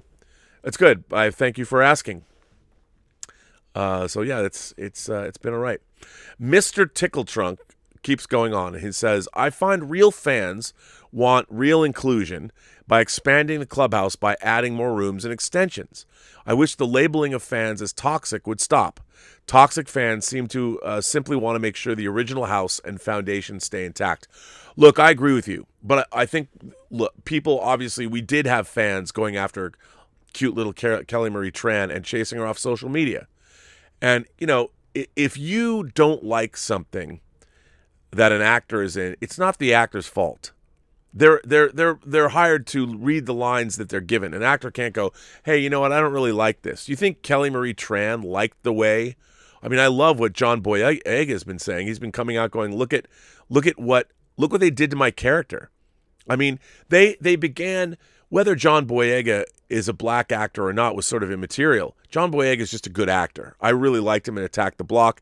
And what was really interesting is they give him a really interesting idea or a character trait in Force Awakens. He's a stormtrooper that has a crisis of conscience and leaves. And they could have done so much with that, and they didn't. So no wonder John Boyega was frustrated by that. And the way that they've treated his character has been bad. And he had to endure the fact that he was getting a little bit of hate because he was black when the first trailer dropped, which is ridiculous. What John Boyega wanted, what was promised to him in that first movie, is that I'm going to have a really interesting character arc. And he didn't. And he gets upset. And I don't think he's wrong to do that. But I agree with you, Mr. Tickle Trunk. But there are people that are toxic and dangerous, and they go after people. And I don't think we need to do that. Look, I don't hate the players, hate the game. Like, I don't hate the individual writers that work on Star Trek Discovery because they got jobs. They're getting paid. They're making money. But I wish the show had a singular vision behind it. So I felt like I still feel like these people are on this adrift at sea. But, I'm not going to get mad at them personally. And I've taken some shots at just the writers in general. But I want it to be better. Anonymous sends in a tip and says, I was thinking perhaps Trek would benefit from a ruthless editor like Dylan Tishner. I think it's Tishner. There Will Be Blood, Magnolia, but that knows Star Trek. Perhaps one of the book editors who is kind of a hard ass. Well, yeah, I mean, I would like that too. But again, there is a total disconnect. You know what? One of the things that I've been sitting on is a 2-year-old interview with Star Trek author Diane Duane. I got to get that up too. And I got to put that out. But yeah, I mean, people that know Star Trek, but the people that write tie-in novels, as Diane Duane explains, she's like, we're the lowest of the low. No one takes us seriously, even though some of the best Star Trek stories over the last 25 years were written by the novelists. And why they don't go, why just get one of those books and adapt it? I know they don't want to, because how does that benefit a screenwriter adapting a book? But I would go back and say, look, these are great Star Trek stories. Let's go adapt these. Why not? So you're not wrong, I think. Cesar Rivera is here. Cesar Rivera says, Hola, Rob.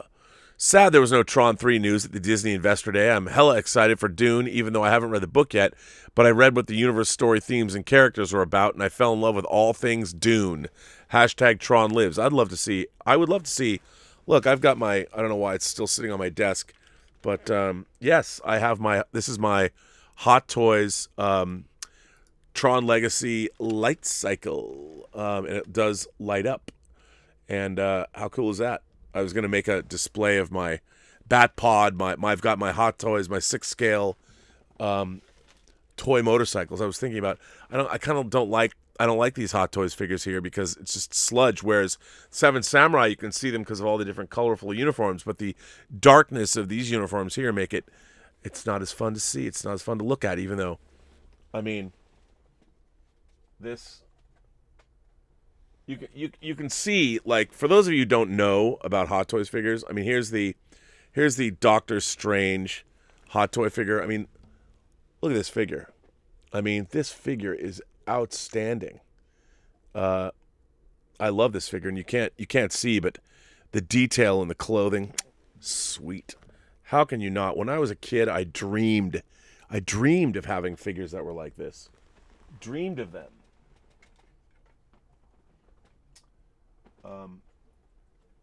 But yes, this is just my partial Avengers collection.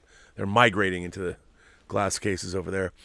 But anyway, Tron, I don't know what. See, I just took a sidetrack. But thanks for writing in, Caesar. Or is it Cesar? Hassan is here. Hassan says, you're going to laugh at me for saying this. No, I won't. For better or worse, you are one of my role models. Oh, come on. No, I'm just kidding. Even though we have nothing in common except our interests in entertainment, I love you, man. Thank you and Elizabeth for making our days better. Well, that's very nice of you to say. I don't know how much of a role model I am for anybody, but I will say this. I have been lucky in my life that I did grow up around parents that were very accepting and encouraging of my interests, and parents that instilled in me a love of people. My parents, as I've told before, I never heard my parents utter an unkind word about another human being. And they certainly were people that they never, again, I don't believe, especially my father, would have ever disliked anybody based on their color, based on their sexual preferences, based on their religious beliefs. However, all those things that divide us, my parents just, they never said those kinds of things about anybody. So I was able to grow up in a household where my love of all things imagination were encouraged. I have told the story when I was in the second grade, my mom, I was so excited about everything I learned every day. I would come home and over dinner, I'd have to explain in painstaking detail everything I learned at school. And eventually my mom had to tell me to shut up, that she couldn't deal with it. I can only imagine how annoying that must have been. But Hassan, thank you. That's very nice of you to say. I appreciate that, and I will convey that to Elizabeth. I mean, we do have lots of fun, if nothing else. And my thought is that the world, it's a pretty fun place. And to be an imagination connoisseur now, like I dreamt of living in a world like these essays that I read at the beginning. I dreamt in living in this world, and here we are. We live here, man. We're in the world I wanted to be in. Is the world the perfect place? Should we rail against global warming and overturning the results of the election and all of that? Sure. We should rail against those things. We should solve our problems. But for the most part, don't let that get you down. There's still a lot of people doing great work in the world, and I'm very optimistic about how we're going to move forward in the future. And I think if you're an imagination connoisseur, there is no better time to be alive than right now.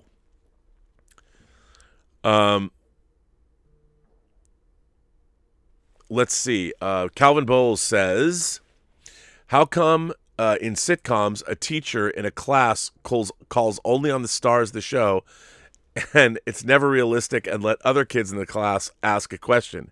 If these were real classrooms, the teachers would be reprimanded. Is realism not possible? Well, Calvin, I think that's a good point.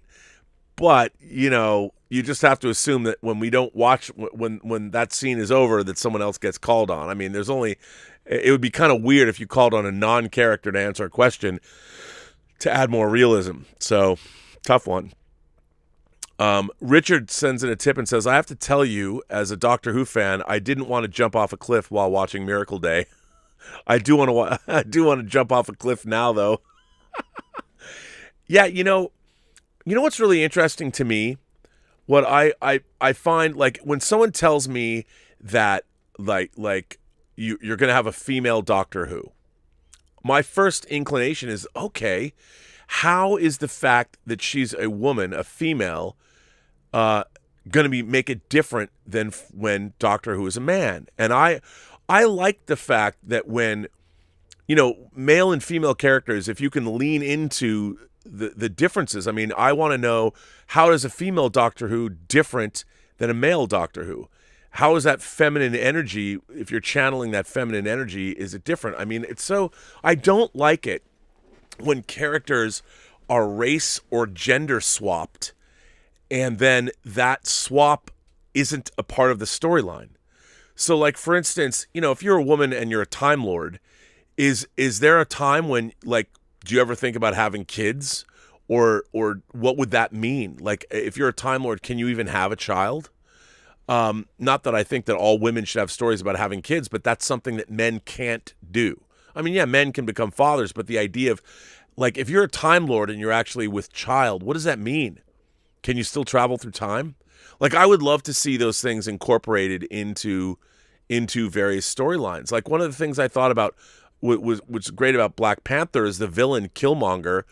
Yes, he was black, but he also had a point of view that was based on what was it like to grow up black in the United States. How did he become the way he became? And they were dealing with real issues that were only possible because if it was a white dude, he'd have different grievances.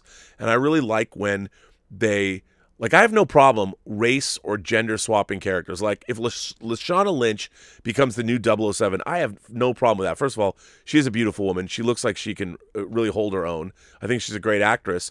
But if they make the story really interesting, it doesn't bother me. Like, Bond left the service and he gave it up. So, of course, they're going to replace Bond with another 00, and you assume that okay, Lashana Lynch's character is really interesting, and the fact that we've never seen a 00 like a female 00 agent, so I'm like, all right, I'm curious, how does the fact that we have a female 00 agent, how is a female 00 different than what we've seen before? Like, does she still, is her sexuality, does she have a voracious sex drive, and does that become a part of her character? I want to know. I want to look into these things. So as long as I don't like gender or race swapping characters just because, unless there's a reason to do it. But if you are going to do it, explore the differences. What does it mean when a female 007 agent or 00 agent, how does that affect being a 00?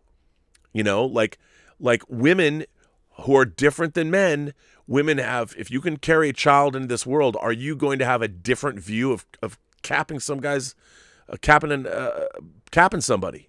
Like, can a woman kill people just the same way as a man? And if so, how? And if not, why? I mean, I think that'd be really interesting, and bring that into it. I mean, clearly women have been elevated to 00 status in the new 007 film. I want to know, what are the ramifications of that?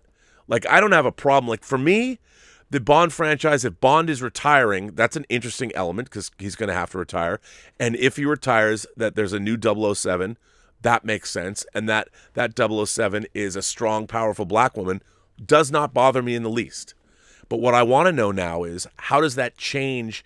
I want to know about her character. Like, how is she as a 00 different from 007? I don't want it to be just the same. I want to know what makes her different, what makes her better, what makes her more interesting. And that kind of thing does not bother me at all. But that's the thing. I think when they write these characters, they haven't really put enough thought into it. And then you start getting these storylines that are skewed, that you're not really looking into the reality of the situation. It's like, okay, well, now we're writing for a woman, so we have to show how, as writers, how progressive we're going to be. And I hate that. I think that because therein lies, you get bad writing. Devin Hilton says, "Hey Rob, my film The Repairman won't be completed, about 90% done. Things came up. Feel free to show the trailer. I'm submitting a few stories." Well, you can submit a work in progress. I know a lot of people, you get one time to show your movie, so you might not want to do that. But yes, your trailer will go up. Eric Gant says, "No matter how bad it might be, I take comfort in the fact that there's no way The Stand could be more disappointing than the films based on King's The Dark Tower. That movie was MOON, and that spells horrible." MOON, that spells horrible. Yeah, it wasn't good. As much as I love Idris Elba, it wasn't good. And it was disappointing. And again, you got the source material. Why did you adapt it that way? Like, who thought that was a good idea? Like, I always ask people, okay, so you've gone to adapt the Dark Tower, and you gave us that? Like, what were you adapting exactly? What was it you're trying to make? It's so weird. I mean, that's what I think most people object to, is that when somebody goes to adapt this material and they botch it, and you ask yourself, well, how could you have botched it? You have the source material right there. What was it about the source material that you loved? Why are you making this adaptation? And when you're doing that, why are you making such a radical departure from the original material? It's so weird. Mark C, speaking of toxic fans, Mark C is our own self-professed toxic fan, even though he's not. Mark C sends in a tip and says, "While in some cases the lack of story is incompetence, sadly I believe it's more nefarious. They know what they're doing and don't care. The message is important, not the story." Oh, I think you're absolutely right. I think that nowadays, Star Trek Discovery, the virtue signaling, it's all. I think it's an agenda-driven show, and you see it every episode. And I think it's not good. And I think that's what people respond to, is that give us good stories.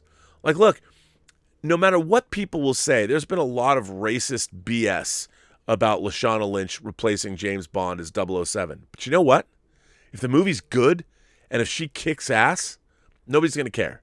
People will accept her and they're going to be like, oh, we were wrong. That's a great character. That's a great portrayal. I loved her character.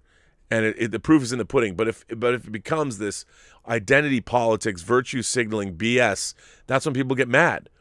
And that's the secret. The secret to any of this stuff is just make it good. people won't complain if it's good. And, if you're talking about your agendas rather than your story, you're never going to make it good. And I think that's problematic. Mr. Tickletrunk sends in a super chat and said, I've never found you to be toxic, Rob. I appreciate that, Mr. Tickletrunk. I try not to be. Because what good is that? Mr. Tickletrunk also became a member, and Martino Sulmoni became a member. I think Moni, is it Martino? What a cool name, though. I've said that before. Martino Sulmoni became a member. Thank you. Quackley became a member. Thank you for that. Justin Smith, Paul Spence, Dave Myers, you all became members. Thank you. Garth Garth Pastry Stabber sent in a super chat and said, Rob, I must know your thoughts. Who would win in a one-on-one fight to the death between Khan Noonien Singh and General Chang? General Chang would lose. Khan Noonien Singh is genetically superior. He was built to have super strength. So, I mean, not like Superman's super strength, but more than normal. I think Khan would beat him. Khan would beat General Chang. Yes. The Richard sends in a tip and says, ever feel they threw away the climax and dramatic question for episode 9 by not having Rey go off with Kylo at the end of The Last Jedi? Not that she becomes her Sith queen, but say she chooses to save him and escape rather than help the good guys and kill him. I think that might have been more interesting. I have to say, I thought Rise of Skywalker was just, I even though I own it, I only ever saw it once. I watched it once in the theater and I had no interest. I have never thought the time would come. Even The Last Jedi has a lot of stuff in it that I like watching. There's nothing in The Rise of Skywalker that I liked. It was annoying from the light speed skipping in the beginning, which made no sense, and you couldn't do that. Then the Palpatine return, it was so, especially after reading the Duel of the Fate script, it was so frustrating. And I think, Richard, those ideas are good ideas, but oh boy, that movie, not good. Crosstalk sends in a tip and says, hey, from Edmonton, Rob. How are you? You know I love Edmonton because my film played there. If you added some LED dimmer lights above those figures, the color will pop. Use dim, soft white LEDs. You can get them from PC shops as strips for cheap. Oh, I know. I know. I could. But the thing is, it's those the plug outlets are just not, they're hard to get. And like, it would be really hard. I'd have to drill holes and things. The only reason the 7 Samurai figures, when I put them in there, they're like, oh, well, that's cool. And I might, if I put Kaneda's bike, where's Kaneda's bike? I can't find it. But if I put something there that would already pop up, I think that'd be great. And I don't know, because I've got these glass cases I'm filling up too. But I think you're right. We'll see. I also kind of I think I like the 7 Samurai there, but I do miss the books, the hardcover books. I do miss them there. I think maybe I will put them back. I don't know. Mr. Tickletrunk sends in a super chat and says, your parents sound great, and you are a role model. My father's no longer with us. My mom is hilarious. You've met my mom on the show. When you talk to my mom on the phone, you'd never know she was 81 years old. But they were great. I mean, they were. I had a really good time growing up, and they really supported my interests. Mark C says, while very, very possible, the knowledge of Kelly Marie Tran being chased off social media never came from Miss Tran or someone representing her. It came from one website making an assumption. The media picked it up to change the negative Star Wars narrative. That might very well be true. Yeah, it might be true. I don't know the answer to that. I can only go with that narrative because that's all I know, and that was in the article.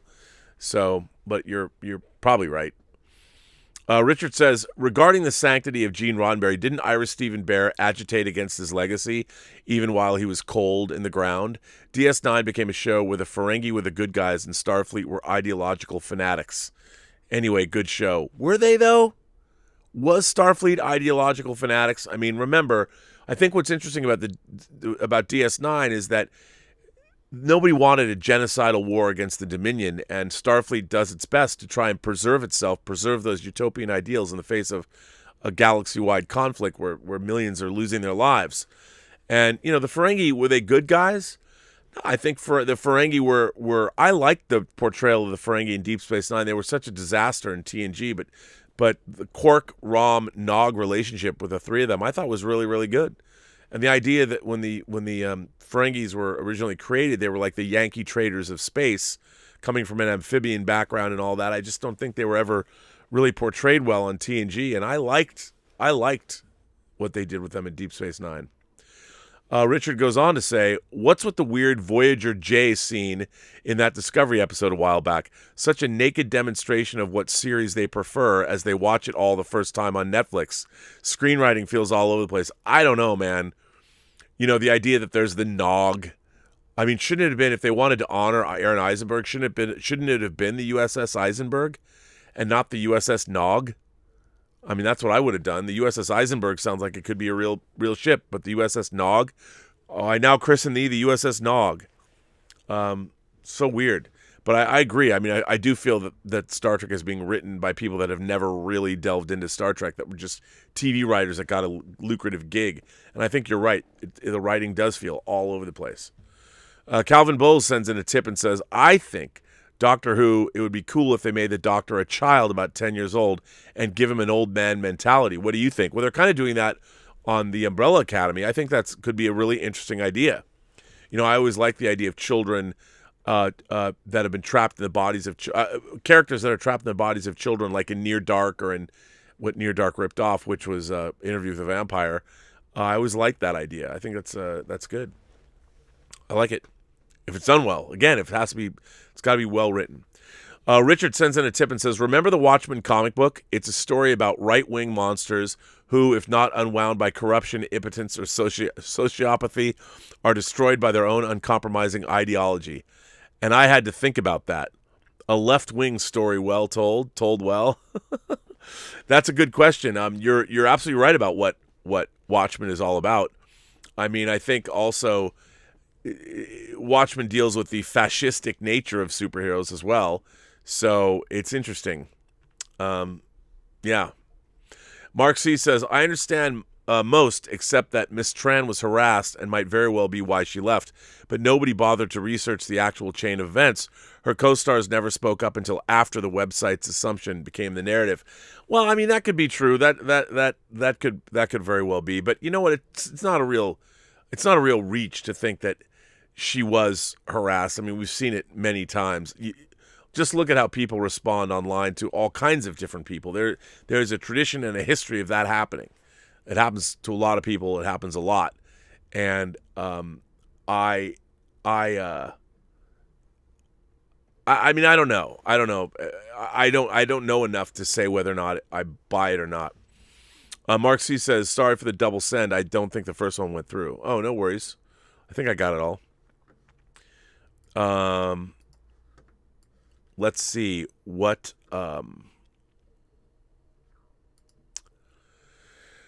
Pedro Ferreira. I always get your name wrong. Ferreira. Ferreira? Pedro, I always get your name wrong. I'm sorry. Hi, Rob. Hope you're okay. I have developed back pain along the spine or muscles to my neck. It's the reason I haven't been able to type you a letter. I just want to start off by saying I read about the Star Wars release schedule. I have to give credit to Lucasfilm and Disney. They've made a trilogy that has been a total travesty to the other 6 movies while making 2 substandard spin-off movies, all the while losing money. So what do? Order another 10. That's a pretty impressive decision-making.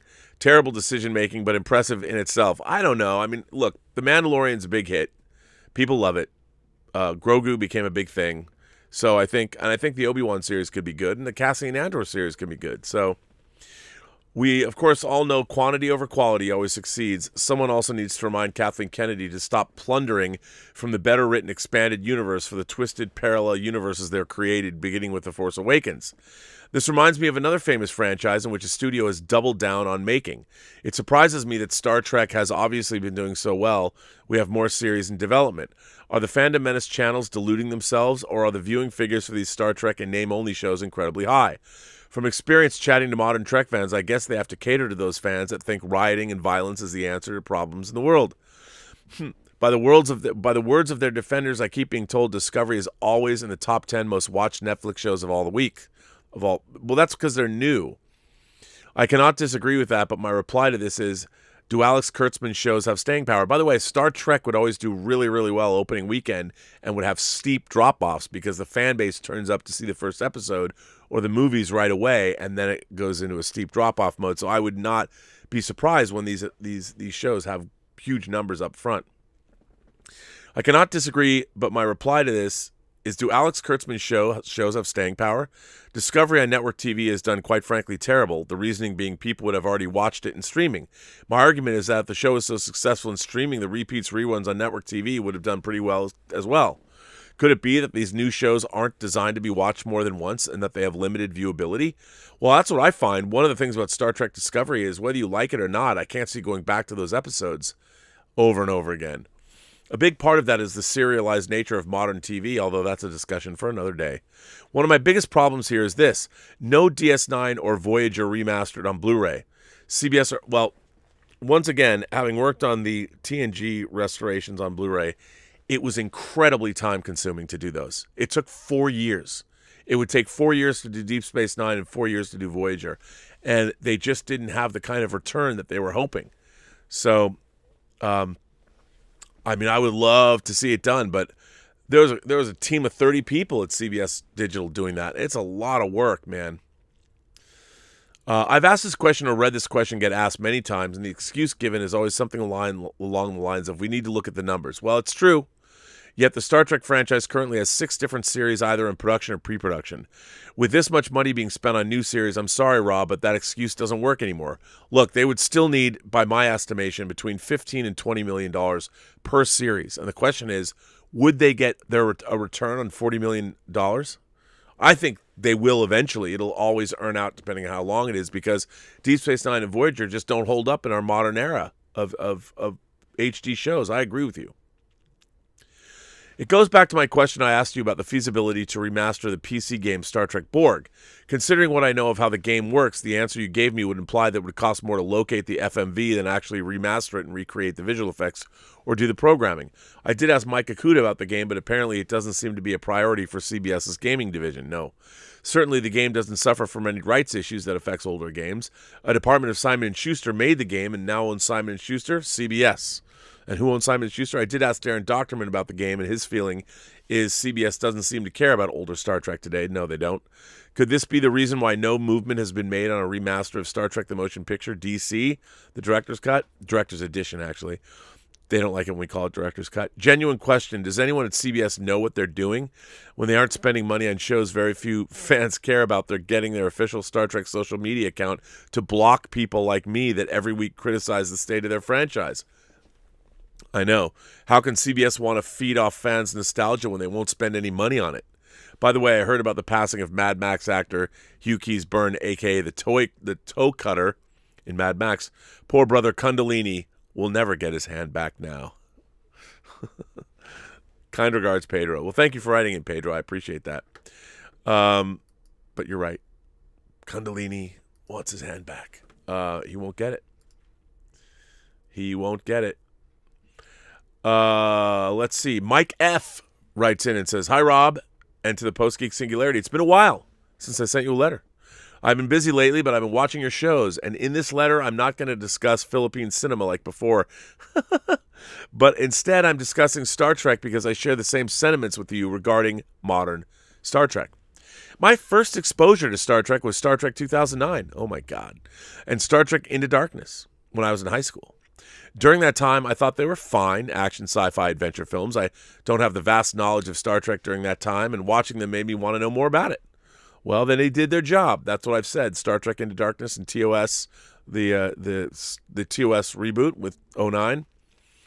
I bought the DVD box set of Star Treks 1 through 5 and watched some episodes of TOS, and wow, it couldn't be more different from modern Star Trek. I said to myself, oh, so this is actually what Star Trek is.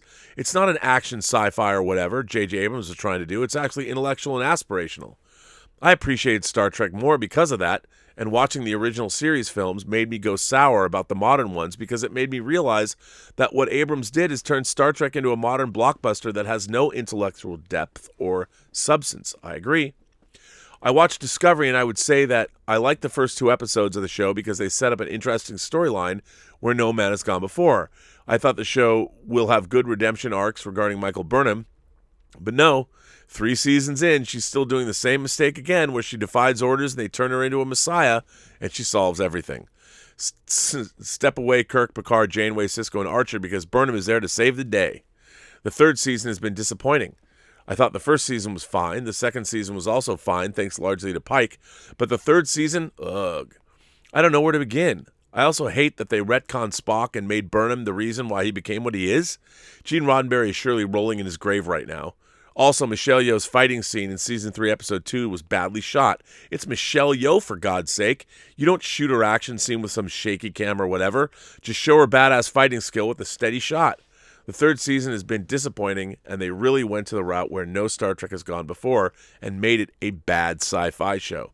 I also hate the writing of the dialogue. Example, when someone gives an order, the character will respond like, okay. My God, if you compare the writing of T.O.'s series and the films and the modern ones, you can see a huge difference. It's so obvious that Discovery writers are writing the characters like how people of today act. They forgot that the setting is centuries later. But I'm still going to watch Discovery going forward because I hope that it will improve, but I'm not counting on that.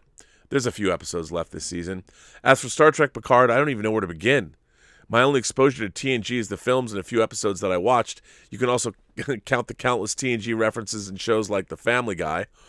I like the first episode of Star Trek Picard, but then I also have a lot of problems. First is the characterization of Picard. The Picard here felt very different. It's like they radicalized the character. This is not the Picard I knew. It's like a whole new character who just looks like Patrick Stewart as Picard. Did Alex Kurtzman and Akiva Goldsman watch TNG at all?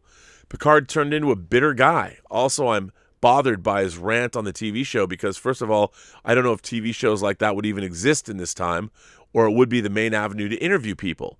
Also, they were trying to do a mad as hell type scene a la Peter Finch in Network or Jeff Daniels in the pilot episode of The Newsroom, but it didn't work.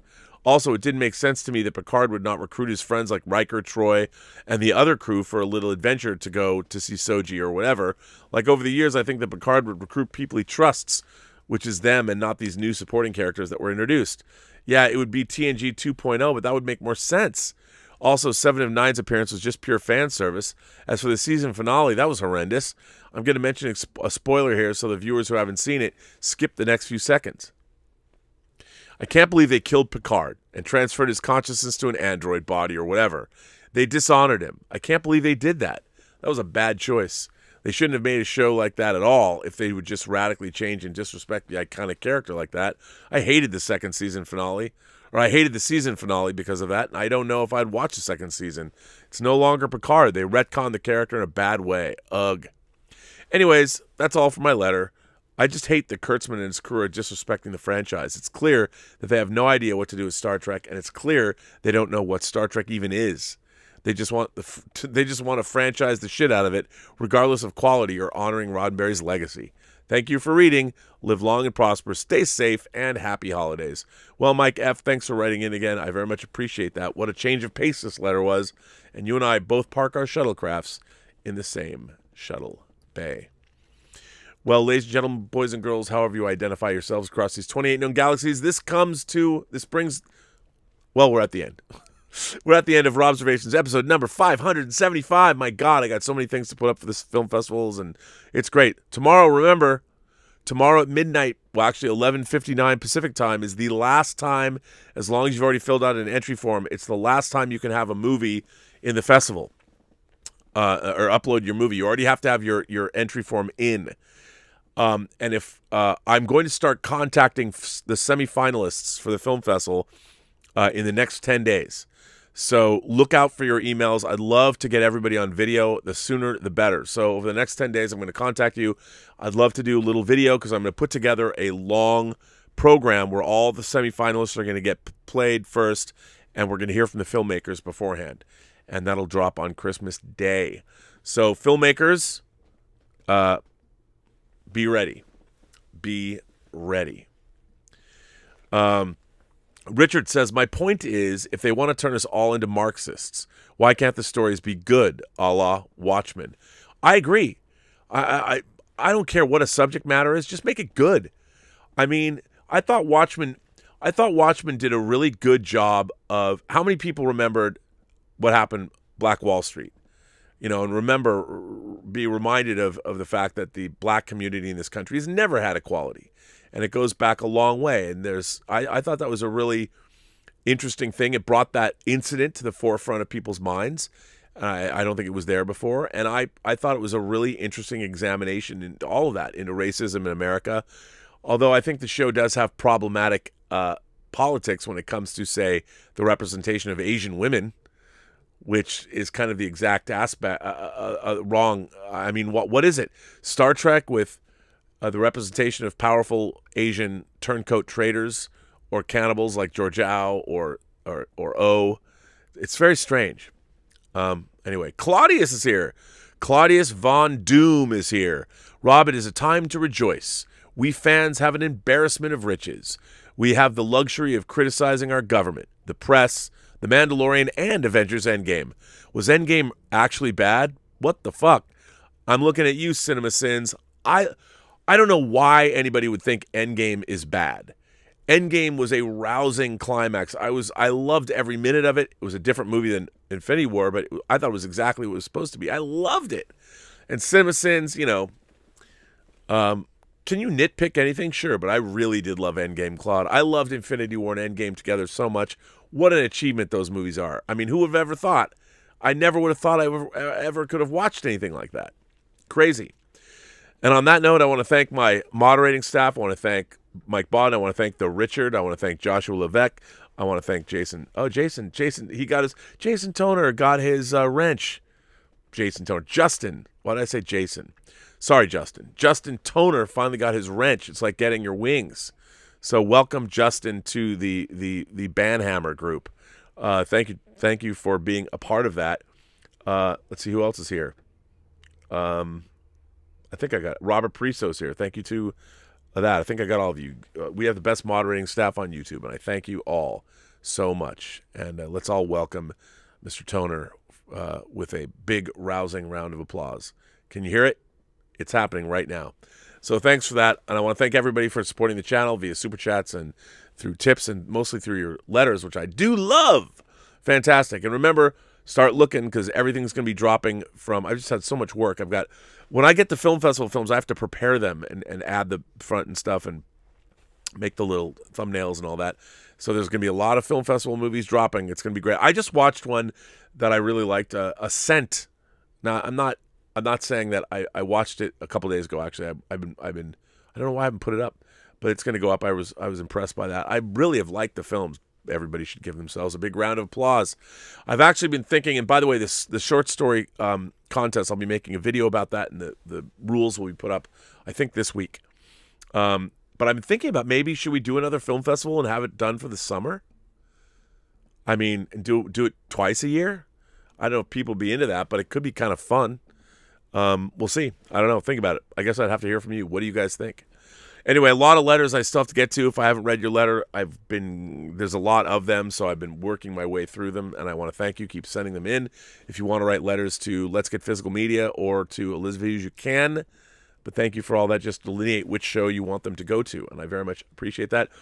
Az and I are going to do a show, another action figure geek out on Wednesday at noon. I think I might unbox my Hulk Buster, my Hot Toys. I don't know how I'm going to do that, to be honest. I don't even know if it'll fit back here. I got to make some room. But yeah, we'll do that. That should be fun. And watching old men play with their toys. What's more fun than that?